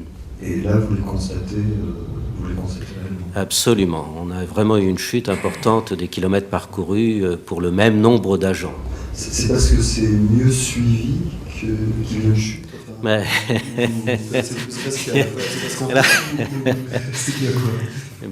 oui, évidemment, j'abandonne ma voiture de service pour monter dans une voiture qui est équipée d'un GPS, parce qu'il faut évidemment faire un suivi s'il y a des interventions nécessaires, une panne ou quelque chose. Donc on adhère plus ou moins de gré à l'autopartage, parce que c'est la solution qui est retenue par la hiérarchie, voilà. Alors je ne veux pas rentrer dans les détails psychologiques de ces aspects, mais vous sentez bien que c'est un changement de rapport par rapport à l'automobile. Et c'est la disparition de l'avantage en nature dans une ville comme Paris que constitue le véhicule affecté, pour être extrêmement clair sur ce sujet. Et ça, c'est à gérer en interne par rapport aux agents, c'est pas difficile, justement cette disparition. Écoutez, ça n'est pas sans poser quelques problèmes syndicaux, y compris, surtout de la part des syndicats des cadres. Bon, voilà. Mais la tendance est à l'économie, donc je pense que la règle est admise, même si elle a une incidence sur la réalité de la feuille de paye, quoi. Vous avez pu estimer le nombre de véhicules qui ont été supprimés avec l'autopartage? Ça a donné des quantifiables? Alors, pour ne pas dégrader le service, il a été convenu de remplacer 3 véhicules de service par un véhicule d'autopartage. On pourrait faire beaucoup mieux aujourd'hui compte tenu du nombre de sorties de chacun des véhicules d'autopartage.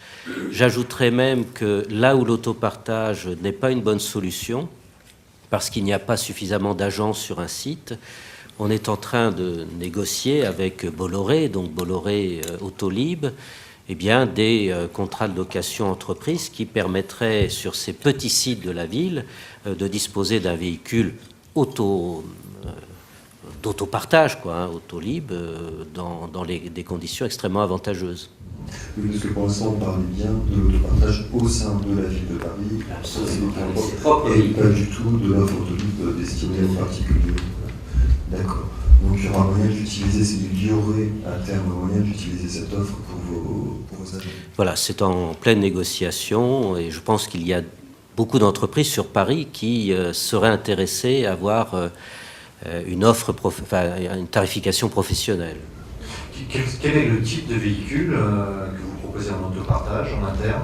Est-ce que vous avez de l'électrique? Et est-ce que c'est un mode de test ou d'utilisation de l'électrique qui peut être privilégié par rapport à de l'électrique en véhicule de fonction ou de service? Alors, actuellement, ce sont des C1. Vraiment, c'est la citadine classique qui convient très bien à la ville. L'objectif 2014, c'est d'équiper l'essentiel de la flotte autopartage en électrique. Sachant que, malgré tout, il y a des usages qui dépassent largement les 150 km sur cette flotte d'autopartage et que sur un site où il y a, mettons, 4 véhicules en autopartage, il y en aura toujours un qui sera conservé en thermique, classique, pour aller je ne sais où sur le territoire français à l'occasion d'une réunion. Par rapport justement à l'autopartage, on rebondit là-dessus. Vous parliez d'électrique comme véhicule d'autopartage. Pour vous, ce sera, Monsieur Dumas, une des destinations de l'électrique, l'autopartage? On parle bien des entreprises, on ne parle pas des particuliers. C'est la voie d'avenir. Vous avez déjà des tests, enfin pas des tests, puisque c'est déjà en place chez Accenture, notamment. Chez Accenture, c'est avec la Mini. La Mini, chez Cisco, c'est avec l'Active E. Elle fonctionne comment, ces voitures? Alors, donc, il y a les 50 mini électriques, donc c'était plutôt orienté sur des particuliers. Il y avait 47 particuliers et 3 entreprises, donc EDF, Veolia et Accenture. Et Accenture est passé à la pointe, notamment sur tout ce qui est autopartage. On a mis en place donc, de l'autopartage sur les sites parisiens pour faire de l'intrasite entre leurs différents sièges sociaux. Et ils ont fait le test avec 3 mini, d'abord thermiques, et ensuite avec une mini électrique. Donc l'autopartage fonctionne, indéniablement. De plus, ce qui était assez intéressant à voir quand on a introduit la mini électrique, c'est de savoir en termes d'autopartage, quand le véhicule thermique était disponible et que le véhicule électrique aussi était disponible, vers quel véhicule les collaborateurs allaient s'orienter. Et en fait, c'est effectivement vers le véhicule électrique. Donc il y a un véritable attrait sur la nouveauté d'aller tester ce véhicule électrique-là. Donc oui, des offres d'autopartage, on en rencontre énormément. Il y en a de plus en plus qui se développent chez les constructeurs, chez les loueurs longue durée. Une des problématiques à laquelle on va être confronté, c'est que ces offres d'autopartage ont un impact technique sur les véhicules. Et voilà, un véhicule actuellement a quasiment 80 puces électroniques qui va gérer le GPS, qui va gérer le freinage, qui va gérer l'ABS, etc. Donc une des contraintes qu'on va pouvoir avoir, c'est que ces systèmes d'autopartage où avec un badge, vous allez pouvoir badger votre véhicule, accéder au véhicule, vous allez avoir une fiche sur l'ordinateur de bord qui va vous permettre de faire le tour du véhicule pour savoir si le véhicule qui vous a été donné est en bon état. Ça va être important puisque ce n'est plus votre véhicule, vous allez partager. Fait que derrière, il y a des contraintes liées à l'électronique qui fait que les solutions d'autopartage qui sont en train de développer par les constructeurs vont devenir liées en fait à chacune des mains. Ces solutions également sont développées par différents loueurs longue durée avec différents prestataires donc qui existent. Voilà, Alphabet, qui est un des loueurs longue durée de BMW France, propose ces solutions d'autopartage, notamment avec Accenture. Maintenant, est-ce que dans le business model du véhicule électrique, c'est la seule solution ? Est-ce que c'est ça qui va permettre de faire des volumes auprès des constructeurs automobiles et d'assumer les coûts de construction d'usines, de recherche et développement ? Quand j'entends qu'on va retirer 3 véhicules pour en mettre un à la place, je ne suis pas sûr que c'est avec ça que les constructeurs vont pouvoir faire des volumes. Donc oui, c'est une solution, c'est une piste de solution.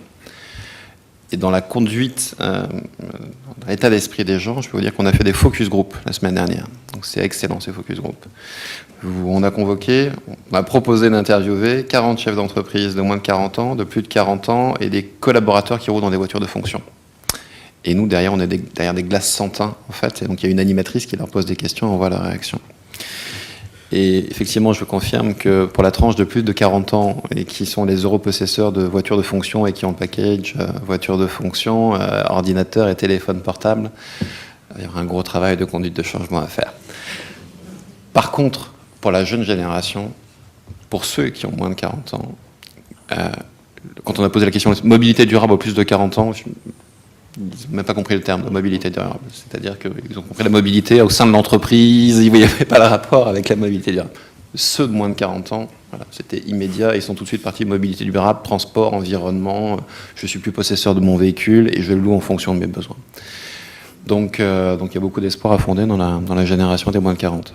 Monsieur Tuzolino, vous partagez ce constat que les moins de 40 ans sont voilà, les plus, par rapport, je pense, aux Twizy, qui sont en autopartage. Il y a un peu moins dans la voiture, mais de façon plus globale. Enfin, les Twizy, elles convainquent tout le monde, y compris les plus de 40 ans. C'est assez surprenant d'ailleurs, notamment le directeur financier qui en veut une pour lui. Mais bon. Mais je pense que là, le constat général est tout à fait vrai. C'est effectivement une question de génération. Alors, Jean-Marc Jancovici, qui est celui qui a inventé la méthode du bilan carbone pour l'ADEME, je ne sais pas si vous le connaissez, lui, comme c'est un polytechnicien, il a un concept un peu plus, une formule un peu plus, il dit que on a formé des générations d'ingénieurs à apprendre que tous les problèmes étaient des clous, donc on cherche toujours des marteaux pour résoudre des problèmes. Or, toutes les solutions ne sont pas des marteaux, et c'est les nouvelles générations qui apprennent ces nouveaux concepts. Effectivement, les nouvelles générations sont plus enclins à aller vers ces solutions que les anciennes générations. Clairement, mais si la solution d'autopartage est une solution qui va arriver, c'est pas ça qui va nous permettre de générer les volumes des constructeurs et d'amortir tous les coûts de recherche et développement. Il va falloir les vendre à qui ces voitures électriques. Vous savez combien de véhicules électriques ont été vendus depuis le début de l'année ? Enfin, moi, je pense quand même que c'est quand même des véhicules de niche, c'est-à-dire que ça ne sera jamais 100% du marché. Ah non. Ça va être une petite portion du marché qui sera électrique. Mais là, on n'est pas à 100%. Il y a eu 2500 véhicules électriques commercialisés depuis le début de l'année. Il n'y a jamais eu autant d'offres. Combien de Bolloré ? Dont Oui, 500, je crois 500 ou 700 véhicules chez Bolloré. Donc, ils sortent tous les jours. Ouais. Et il n'y a jamais eu autant d'offres de véhicules électriques de la part des constructeurs. Je vais aussi citer l'un de ces constructeurs-là, mais il n'y a jamais eu autant d'offres, autant de communication depuis 3 ans sur les véhicules électriques. Vous avez les produits, et il y a seulement 2500, dont quasiment 500 à 700 Bolloré qui ont été vendus. Monsieur Esmo, vous partiez, vous quittez tout. Vous, l'avenir de l'électrique, c'est l'utilitaire et l'autopartage aussi, ou il y a d'autres pistes à explorer L'autopartage, moi c'est vraiment mon outil de travail, donc non, je suis pas concerné. Non, on étudie d'autres pistes sur les véhicules d'entreprise. C'est un vrai sujet compliqué, ça, en l'occurrence. Typiquement, j'avais demandé à Renault d'avoir un Twizy chez moi pour que mes collaborateurs, quand ils vont en rendez-vous, moi, mais dans un cycle intra-urbain, puissent utiliser ça. En plus, c'est un super outil de communication. Pour l'avoir essayé, c'est génial, en effet. Mais bon, c'est vrai que c'est assez limité comme approche. Moi, je fais 40 000 km par an, donc il faut forcément une voiture qui puisse rouler aussi. Enfin, c'est très complexe, en fait, comment est-ce qu'on panélise, entre guillemets, ces véhicules et ces besoins, et comment ça évolue dans le temps. Et pour peu qu'on mette ça dans une entreprise à forte croissance comme la mienne, alors ça devient très, très, très complexe. Il y a un point à l'électrique, c'est adapté à certaines utilisations de l'urbain. C'est des solutions qui se mettent en place progressivement. Il y a des solutions plus immédiates, c'est d'agir sur les comportements. C'est l'éco-conduite. De conduire avec une plus grande sobriété des véhicules électriques. Ça permet d'avoir une autonomie allongée. Est-ce que ça, vous avez travaillé sur ce point également, en sachant que le comportement du conducteur influe dans une grande part sur du TCO. Là, il y a une problématique aussi qui est... Et que ce soit de l'électrique d'ailleurs ou du thermique. Vous avez vraiment une problématique qui est liée à qui utilise quoi. Moi, mes véhicules utilitaires servent exclusivement à des livreurs. Bon. Le livreur, c'est un indépendant dont le seul diplôme est son permis de conduire. C'est souvent un fan de voiture, pour le coup. Souvent. Quelqu'un qui aime conduire, d'ailleurs, il y passe sa vie. Donc, Alors là, le problème majeur avec l'électrique, et je l'ai vu avec les Goupil, je l'ai vu avec le Kangoo, et je ne sais pas comment le gérer demain, c'est que ces véhicules ont l'avantage d'être extrêmement dynamiques. Extrêmement dynamiques. J'ai d'ailleurs demandé à Renault de prévoir que je veux des véhicules qui accélèrent moins fort. Il y a un grand plaisir de conduite. Mais bon. Ah oui. Mais pour des livreurs, c'est peut-être pas... Ah bah c'est pas l'idéal. C'est pas l'idéal. Voilà, parce qu'un véhicule qu'on n'entend pas, qui accélère plus fort que la plupart des voitures... Et donc, est-ce que vous pensez à les former, à les sensibiliser, et de quelle manière? Ça devient compliqué. Non mais c'est facile, vous dites ça, la majorité des gens qui sont ici ont été à l'école, machin, etc. Enfin bon, je sais pas si vous vous rendez compte venez chez moi, vous vous rendrez mieux compte, mais c'est la sensibilisation. Le mec, il est dehors toute la journée, vous le voyez 10 minutes par jour, vous pouvez mettre des programmes. Renaud m'avait dit, tiens, on va emmener tes mecs en formation. je sais pas si vous vous rendez compte quand même, quoi. Il y a un peu de chemin à faire, quoi. Monsieur Tuzzolino, en revanche, vous croyez vraiment à l'éco-conduite, enfin, et vous mettez en place, et vous allez accélérer le programme de formation. Est-ce que ça dépend, vous adaptez vos formations aussi à la population de conducteurs, à la typologie des conducteurs? La formation qui est en cours et qui est étudiée, elle est couplée à la formation sécurité. C'est-à-dire que c'est une formation qui est mixte, sécurité et éco-conduite. Parce que les réflexes sont souvent les mêmes. Et il y a des sessions qui sont faites avec des publics de commerciaux, des publics techniciens, pour que les réflexes de conduite ne sont pas tout à fait les mêmes et qu'on ait des formations plus ciblées en fonction du type de population.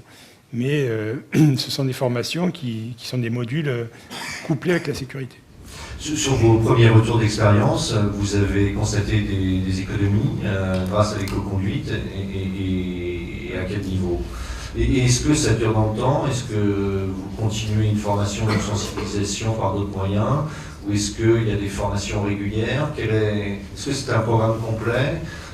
Est-ce que le management est motivé? Donne l'exemple. Est-ce que ça fait partie de l'évaluation des collaborateurs? Alors c'est une formation qui est en cours de déploiement, donc on est en train de la construire, on est en train de faire un appel d'offres sur le sujet avec des différents fournisseurs. Mais l'idée c'est bien qu'il y ait un rappel, parce que le problème de l'éco-conduite c'est qu'une fois qu'on l'a faite, on l'oublie rapidement, donc il faut qu'il y ait des rappels. C'est pour ça qu'on met ces boîtiers, des boîtiers dans les voitures qui rappelleront des notions d'éco-conduite au conducteur et ça remontera dans un logiciel internet pour que le conducteur il ait son suivi et voir sa performance si elle se dégrade. Donc le conducteur aura accès à ces données. Enfin, il n'y a pas que son responsable ou le gestionnaire de parc ou le conducteur. Il l'aura même sur son mobile, puisque les mobiles font de l'Internet. Donc il y aura des petites alertes. Donc ça, c'est en train d'être mis en place, parce que justement, les premiers cours ont montré que ça se perd très vite. Et donc il faut qu'il y ait un rappel, une continuation. Et le seul moyen qu'il y ait un rappel, qu'il ne soit pas une reformation, parce que ça fait perdre du temps aux salariés, puisqu'il perd un jour de formation, entre guillemets, quand je dis perd, c'est de mettre des outils qui automatisent les rappels. Et les technologies de l'information permettent ces outils, grâce au niveau smartphone, etc., ou téléphone mobile, c'est d'avoir des capteurs dans les voitures qui prennent en compte un paramétrage lié à la formation de l'éco-conduite et qui lui rappellent régulièrement qu'il s'améliore. Oui. Et ça, c'est en cours de déploiement, c'est pas encore... Chez vous, c'est 10 000 personnes à l'éco-conduite sécurité. Donc formées cette année, me semble-t-il, et autant l'année prochaine. On verra l'objectif qu'on a atteint. C'est un objectif ambitieux, 10 000 salariés, c'est énorme. Donc on verra à quelle barre on est arrivé, puis si on le reconduit l'année prochaine pour l'atteindre complètement. L'une des solutions aussi que vous avez adoptées pour diminuer l'empreinte environnementale de votre flotte, c'est de les renouveler plus souvent. Ça vous a permis des gains importants. Et est-ce qu'économiquement aussi c'est viable et pertinent? Alors avant on avait des couples, au tout début on avait des couples on changeait les véhicules tous les 6 ans, après on a mis tous les 4 ans, maintenant on est à 3 ans. On est sur des couples 3 ans. Ce qu'on a fait, c'est qu'on a étendu le catalogue. Avant, on avait qu'un choix limité de véhicules. Il y avait une dizaine de véhicules au catalogue. Maintenant, on a plus de 70 véhicules. La VR est important, c'est-à-dire qu'on met de plus en plus des véhicules à forte VR, donc des véhicules premium, comme la Mini, d'autres marques premium. Ce qui fait que le couple, en réduisant le couple avec des VR plus élevés et des voitures qui ont des performances de consommation plus élevées, permet de gagner sur tous les tableaux. Donc on peut réduire le couple puisqu'on les revend plus facilement et elles consomment moins. En raccourçant le cycle, on échange moins souvent les pneus, les essuie-glaces et les plaquettes de frein. Donc dans les coûts de restitution, on s'y retrouve. Finalement, oui, vous avez vraiment élargi la gamme, c'est ça. Et finalement, ça n'a pas élargi les coûts, ça a plutôt contribué à les faire baisser. Ouais. Concernant l'éco-conduite, M. Pourchasson, on en parle à la mairie de Paris, ça fait partie des choses qui se font. Évidemment, les personnes qui ont déjà fait des formations en éco-conduite sont les chauffeurs professionnels. Il y a à peu près 150 chauffeurs professionnels à la mairie de Paris. Après, la difficulté finalement, c'est d'optimiser le coût de la formation par rapport à l'usage. C'est-à-dire que les véhicules à la ville font 8000 km par an en moyenne. Donc un agent qui utilise occasionnellement un véhicule, hein, parmi les 50 000 que vous citiez tout à l'heure. La ville n'a pas un grand intérêt à dépenser quelques centaines d'euros pour lui faire une formation sur site. Alors, et puis ensuite, il y a une part importante de conducteurs que sont les conducteurs poids lourds, notamment les conducteurs de bennes à ordures, voilà, qui participent. Le kilométrage parcouru par les bennes à ordures participe largement des émissions de CO2 dans la ville, et plus le service est optimisé avec des collectes sélectives, plus on va faire de kilomètres, voyez. Donc ces agents sont aussi formés parce que ça fait partie de la formation obligatoire des chauffeurs poids lourds. Voilà la politique aujourd'hui. On espère évidemment une contribution à la réduction des consommations par l'éco-conduite, mais la difficulté pour nous, c'est bien ce nombre de chauffeurs occasionnels dans la ville, de conducteurs occasionnels qui constituent un public. Et alors on réfléchit sur des solutions de formation sur des simulateurs plutôt que dans la rue, quoi. On voulait conclure avec vous sur un point alors, qui serait lié d'une part à tout ce qui est diversité des modes de transport, multimodalité, et diversité aussi, comme on a pu constater, des véhicules qui sont proposés. Vous parliez de l'offre BMW, il y a des véhicules thermiques, c'est les plus connus, il y a des hybrides qui sont connus aussi, il y a des voitures électriques qui arrivent. Finalement, dans les flottes des entreprises, des collectivités, est-ce que la solution d'avenir, c'est cette diversité des véhicules pour répondre à la diversité des usages, mais qui peut aussi passer par une diversité des moyens de transport? Alors bon, à Paris, on passe par des transports en commun parce que bon, c'est facile, bien sûr, mais est-ce que c'est un petit peu tout ça? Vous en pensez quoi, monsieur Dumas? Oui, alors les termes qui sont en train de naître en ce moment, on a parlé de TCO depuis maintenant une dizaine d'années, on va dire. Il y a le nouveau terme qui apparaît, c'est le TCM, le Total Cost of Mobility, et des sociétés prestigieuses comme France Télécom et Orange ont créé des directions dédiées uniquement à la mobilité globale.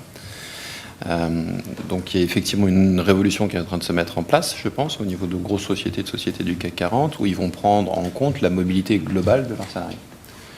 Et donc avoir une démarche au niveau d'un certain nombre d'opérateurs, de fournisseurs de services, de loueurs longue durée, de constructeurs, sur une solution de mobilité complète. Il y a un intérêt économique aussi derrière ça, c'est-à-dire que c'est d'être une négociation sur une mobilité globale de tous les salariés à travers la France et à travers le monde. Donc il va falloir, notamment grâce aux nouvelles technologies dont on peut disposer, pouvoir mettre tout ça en œuvre. Puisque on revient sur les tests de Mini juste un instant, ce que nous ont dit les personnes, c'est qu'il faut qu'on prépare maintenant nos déplacements. Comment faire? On parle de particuliers. Comment faire de manière extrêmement facile les aider à préparer leur déplacement? Donc on a tous quasiment, je pense, des smartphones maintenant, et c'est vrai que ces nouvelles technologies de l'information vont nous permettre, en liaison, de pouvoir obtenir des différentes informations dont on va avoir besoin le plus rapidement possible pour créer ce transport intermodal entre les transports urbains, du métro, du train, du vélo, des véhicules, de la location. Donc, il y a une offre chez BMW qu'on est en train de travailler, qui est développée. Donc, on a parlé tout à l'heure de l'autopartage, mais il y a une offre qui s'appelle Alpha City, chez Alphabet, qui est un loueur longue durée de BMW. Et on croit beaucoup en fait à ce couple, Alpha City et le véhicule électrique. Les deux sont très très intimement liés. Ça, c'est une vraie certitude. Autre sujet qu'on évoquait tout à l'heure, sur le développement du véhicule électrique, on s'aperçoit sur les plus de 40 ans qu'on va avoir beaucoup de mal. Pour ceux qui ont des véhicules de fonction, j'y reviens juste un instant, à les faire basculer sur des véhicules électriques. Et en plus, de manière générale, ce n'est pas l'intérêt du constructeur de remplacer un véhicule thermique par un véhicule électrique. Ça ne va pas faire un véhicule de plus vendu. On a parlé tout à l'heure de marketing, de communication sur les véhicules électriques, et c'est vrai que pour l'instant, il y a des beaux stickers avec des logos de sociétés, des logos de constructeurs qui ont une voiture. Si on veut vraiment avoir un enjeu de responsabilité sociale et environnementale, je pense que là, on peut y avoir des intérêts convergents entre les entreprises et les constructeurs pour développer des volumes vraiment sur les véhicules électriques. Tout à l'heure, on évoquait chez France Télécom l'implication des salariés. C'est quelle offre peut-on mettre en place pour des entreprises sur des véhicules électriques à destination des salariés des entreprises qui ne bénéficient pas de voiture de fonction. Et là, on est sur du gagnant, gagnant, gagnant, gagnant. Les gestionnaires de parc est heureux. Le directeur des achats a réussi à faire une négociation pour faire une offre auprès de ses salariés. Le comité d'entreprise est heureux. Les syndicats sont heureux. Le directeur du marketing de la société va pouvoir communiquer non pas sur le fait qu'il y ait un véhicule, mais qu'il y ait 100, 200, 300 véhicules qui soient proposés, électriques, qui soient proposés aux salariés de l'entreprise. Le PDG également de la société est heureux et le constructeur automobile est heureux parce qu'il a vendu plein de voitures. Et en plus, en termes de responsabilité sociale et environnementale, il y a une implication de la société, non pas pour avoir une voiture pour faire du marketing, mais pour dire, moi, ma flotte de véhicules auprès de mes salariés, elle est green. On vient de signer ça avec Procter & Gamble, si des personnes sont intéressées dans la salle. Les contrats sont prêts. Monsieur Tuzolino, justement, je voulais Monsieur Tuzolino acquiescer. Et vous avez une direction de la mobilité durable. Qu'est-ce que vous mettez dans la mobilité durable? Est-ce que vous offrez des outils concrets pour aider vos collaborateurs à choisir, à arbitrer entre, je sais pas, un trajet en train, en véhicule, une visioconférence, face à un trajet, comment le collaborateur peut choisir et avec quels outils?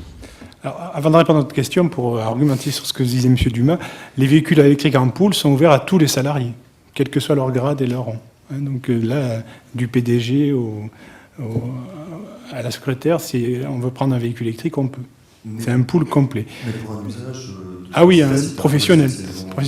Il n'y a que la Belgique chez nous qui a des crédits, ce qu'il appelle un droit à crédit à mobilité, qui permet aux salariés qui prend par exemple les transports en commun la semaine, lui, il a droit à une voiture premium le week-end s'il veut, ou un monospace, ou un scooter.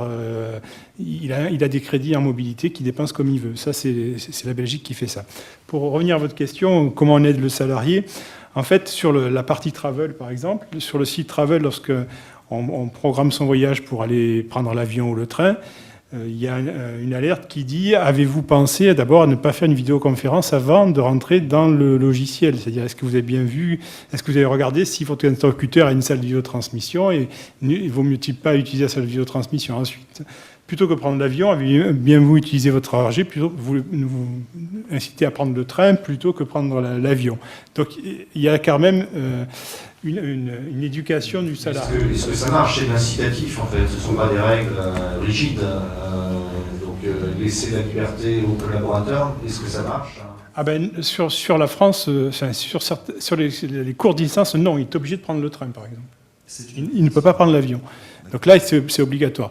Après, sur le choix des méthodes de vidéotransmission, c'est laissé à son libre arbitre, mais on le met en alerte quand même sur le fait. Par contre, après, comme il y a un suivi financier des dépenses de travel, si on dépasse les objectifs, les directeurs de service sont ensuite incités à ne pas valider les choix, parce que le hiérarchique valide les choix des transports, s'il y a excès de transport. Donc ça commence par de l'incitatif et après il y a de la contrainte.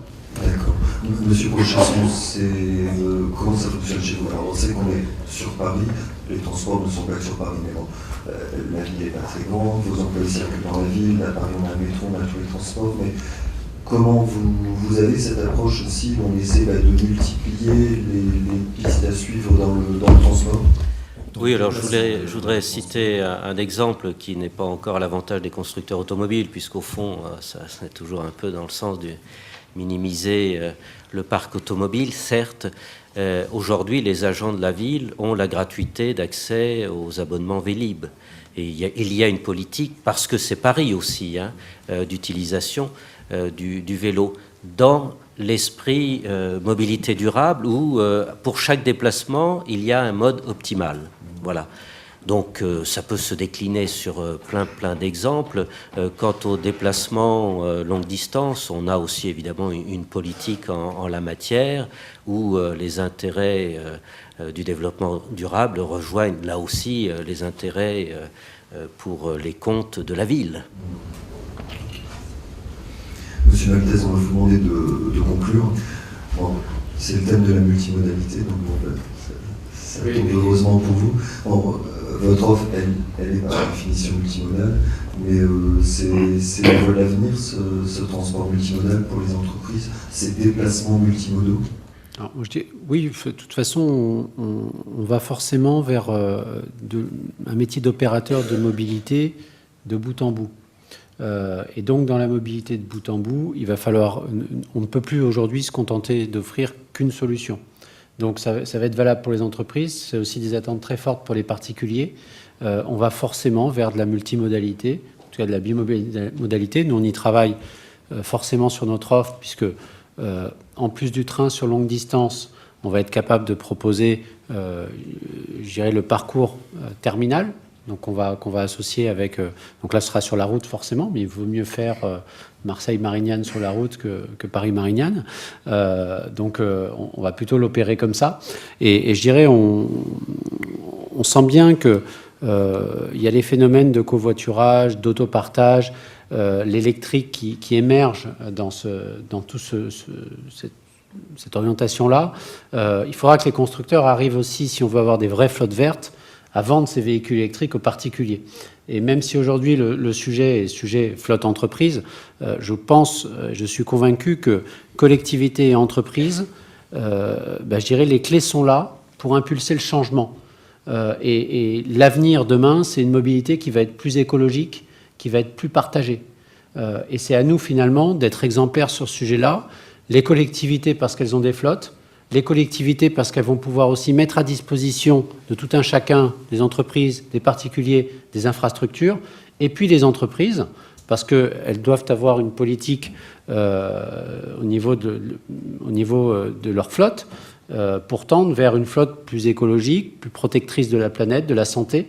Alors c'est très vrai sur des entreprises comme la vôtre qui ont des grosses flottes, c'est vrai pour les entreprises du 440, mais il reste encore beaucoup de chemin pour toutes les autres et toutes les autres qui ont des flottes beaucoup plus petites. Voilà, donc nous ne les oublions pas, mais on sent bien un mouvement de toute façon qui va vers cela et nous on l'accompagnera fortement. Merci. Un élément moi, qui m'a choqué dans l'étude, je ne sais pas si ça fait le même effet pour vous, 50% des entreprises ont des objectifs de baisse des émissions de CO2 par rapport à l'étude que vous évoquiez tout à l'heure. Mais ne les mesure pas. Voilà.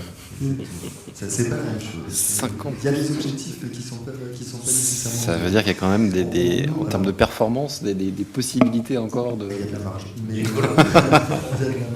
Oui.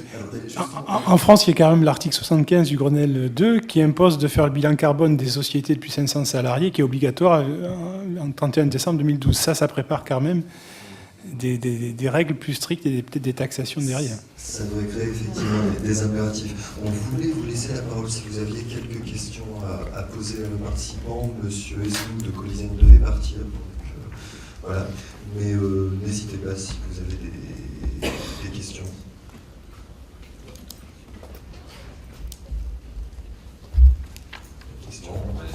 C'est clair. Monsieur, je vais vous demander de vous présenter. Oui. Bonjour, je suis Laurent Leclerc de la société SPI, je suis gestionnaire de parc. C'est vrai qu'aujourd'hui, on a 500 véhicules qui sont, on va dire, ramenés chez les collaborateurs tous les soirs. Si on devait arrêter de laisser rentrer les gens avec ces véhicules, on a constaté qu'on aurait une grosse perte de productivité et j'ai pas 500 places de parking.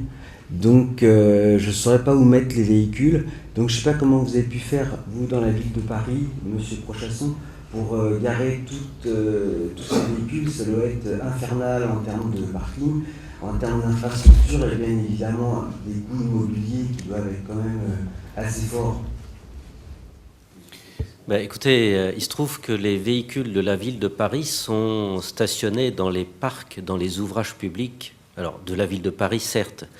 C'est un petit peu la même poche, hein, même s'il y a un concessionnaire entre les deux, mais de toute façon, on prend un abonnement à l'année pour ces véhicules.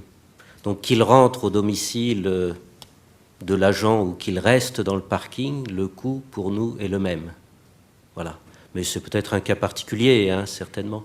Mais je pense que la question du stationnement, de toute façon, est un vrai sujet à prendre en considération dans les Alors, c'est du foncier, le stationnement, hein, mais c'est encore plus lourd dans une collectivité comme dans une ville aussi dense que Paris.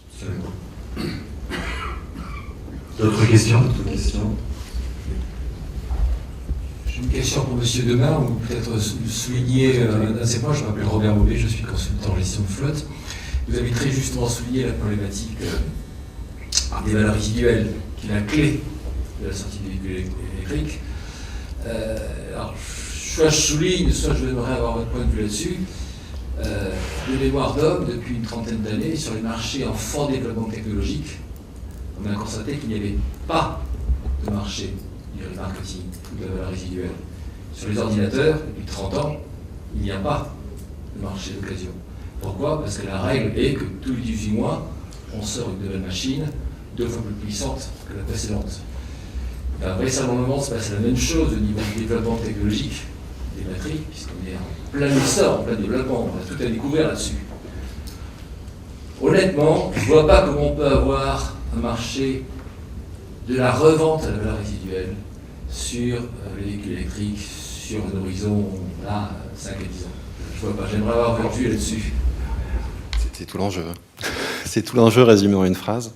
Alors, un marché de la revente des véhicules d'occasion, oui, il existe depuis longtemps. Sur les véhicules qui sont financés par les lots à longue durée, le business model, une des parties du business model des véhicules financés en location à longue durée, évidemment la revente de ces véhicules d'occasion, soit en France, soit vers d'autres pays, pays de l'Est, pays du Maghreb. La problématique qu'on a avec les véhicules électriques, c'est qu'a priori, ces véhicules électriques ne vont pas être revendus à la fin de leur durée de location dans les entreprises, sur les pays du Maghreb ou sur les pays de l'Est. Donc, il va falloir, ça rejoint la question que j'ai évoquée tout à l'heure, il va falloir créer ce marché-là du véhicule d'occasion. Si, a priori, la première vente du véhicule électrique va avoir lieu en entreprise, ça veut dire que ce marché du véhicule électrique, on va le créer en Europe, on va le créer en France, et a priori, on va le créer auprès des particuliers. Donc, la première approche, telle qu'on peut l'imaginer, c'est que, 1, ce soit effectivement les entreprises qui s'engagent sur ces véhicules électriques, que 2, l'approche soit auprès des particuliers qui ensuite vont louer ces véhicules d'occasion qui forcément du coup auront un prix moins cher et plus abordable. Et enfin, de manière à tenir des valeurs résiduelles, c'est la responsabilité du constructeur. Donc soit on fait n'importe quoi avec ces véhicules électriques, avec des conditions de remise, avec voilà, des choses qui seront complètement incohérentes, qui vont dégrader la valeur résiduelle, qui du coup fait qu'il n'y aura plus de marché pour ce véhicule-là, soit c'est tout l'enjeu du constructeur automobile de maîtriser la revente de l'occasion de ce véhicule-là de manière à maintenir les valeurs résiduelles de ce véhicule. Mais toute la complexité se trouve là. Je suis absolument d'accord avec vous. Cela étant, on sera sur des volumes qui ne seront pas énormes. Donc, est-ce qu'on pourra... Vous voulez que je parle des volumes de BMW en 2014 sur les véhicules électriques ou en 2013 ? Oui, oui. Ah si, ils sont... Non, il y a une usine qui sont construits, il y a des sous-traitants français, des sous-traitants allemands, il y a les... Je peux vous donner le plan de volume des véhicules jusqu'à 2018, même si vous le souhaitez, donc c'est des gros volumes, c'est des très gros volumes. Oui, mais ce ne sera pas au niveau du véhicule thermique. Non, pas au niveau de modèle de véhicules thermiques, ouais. Au niveau de modèle de véhicules thermiques, oui. Non mais, encore une fois, il y a tellement de recherche et développement, d'innovation derrière, qu'il faut rentabiliser ça. Sinon, on se dit que le business case n'a pas de sens, et que c'est que du marketing et de la communication. Mais là, on est complètement à côté de l'enjeu du développement durable à ce moment-là. C'est la loi de l'offre et la demande. S'il y a peu de véhicules électriques en vélo, forcément, il y aura quand même un débouché, on aura à trouver un débouché moindre. Sur la partie VO, sur la partie VO, sur la partie remarketing, une des orientations qui est prise par Ben Moulay, c'est clairement de développer, pas sans être forcément concurrent d'Autolit, mais de développer un site internet, clairement, on parlait de mobilité tout à l'heure, où il y a la possibilité de louer ces véhicules électriques qui reviennent de la part des entreprises et de pouvoir les louer à la journée, au mois, à l'année, sur 3 ans pour un particulier. Voilà un débouché du véhicule électrique qui va permettre d'essayer de maintenir la valeur résiduelle du véhicule d'occasion. J'en ai pas trouvé d'autres, mais communions ensemble, on sera plus fort à 100 que tout seul. Est-ce qu'un véhicule électrique a une durée de vie supérieure à un véhicule thermique? Je mets la batterie à part. Oui, ou équivalente, quoi. Ou équivalente. Je pense pas que la problématique de la durée de vie... La problématique de la durée de vie, elle est plutôt basée sur la batterie, et c'est ça qui va plutôt rassurer les loueurs, qui sont des banques, de savoir quelle est la garantie sur la batterie et de la durée de vie de la batterie. Donc ça, c'est un sujet important sur lequel il faut qu'on les rassure. S'ils sont rassurés, ils pourront prendre des risques financiers, ils pourront du coup vous financer derrière les véhicules. Donc ça, c'est vraiment un sujet important dans l'analyse du risque sur la durée de vie de la batterie, indéniablement, bien sûr. Une autre question sur l'électrique ou autre chose d'ailleurs? Madame. Bonjour, Jérémy Dino, gestionnaire de parc Félix Contact. En fait, moi, c'est vraiment purement écologique. Les batteries, qu'est-ce qu'elles deviennent après? Est-ce que vous savez recycler? Qu'est-ce que ça devient? Oui, les batteries sont recyclées derrière. Je ne suis pas technicien sur le sujet, donc je ne vais pas pouvoir vous répondre assez précisément sur le sujet, mais évidemment, l'évolution qui est faite sur les contraintes que l'on a d'un point de vue européen sont sur la globalité, hein, on dit le terme à chaque fois du puits à la roue, et donc ça va sur la recyclabilité du véhicule intégralement, et c'est déjà le cas en fait sur les véhicules actuellement, sur les véhicules thermiques, donc y compris sur les véhicules électriques, et donc du coup effectivement sur le fait de pouvoir recycler les batteries des véhicules électriques, indéniablement. Après c'est une véritable problématique aussi identifiée, d'aller créer une solution environnement durable en évitant les émissions de CO2 avec un véhicule électrique et créer une autre problématique derrière en repoussant le tas de sable et en ne voyant pas le traitement de la partie du recyclage des batteries lithium-ion. Ensuite, il y a un certain nombre de sous-traitants qui sont en train vraiment de travailler sur ce secteur-là parce qu'ils savent que ça va être un marché sur le recyclage des véhicules électriques. Sur le recyclage des batteries des véhicules électriques. Ouais. Moi, je peux répondre, mais pas parce que je suis constructeur, mais les batteries, la technologie des batteries qu'il y a dans les véhicules maintenant, c'est les mêmes que celles qu'il y a dans les téléphones portables. C'est les mêmes fournisseurs. Exactement. Donc c'est une technologie que nous, on analyse depuis longtemps sur la recyclabilité des portables. C'est ces lignes urbaines qui valent beaucoup d'argent et qui sont des sources énergétiques pour le futur. Donc il y a des gens qui s'en occupent.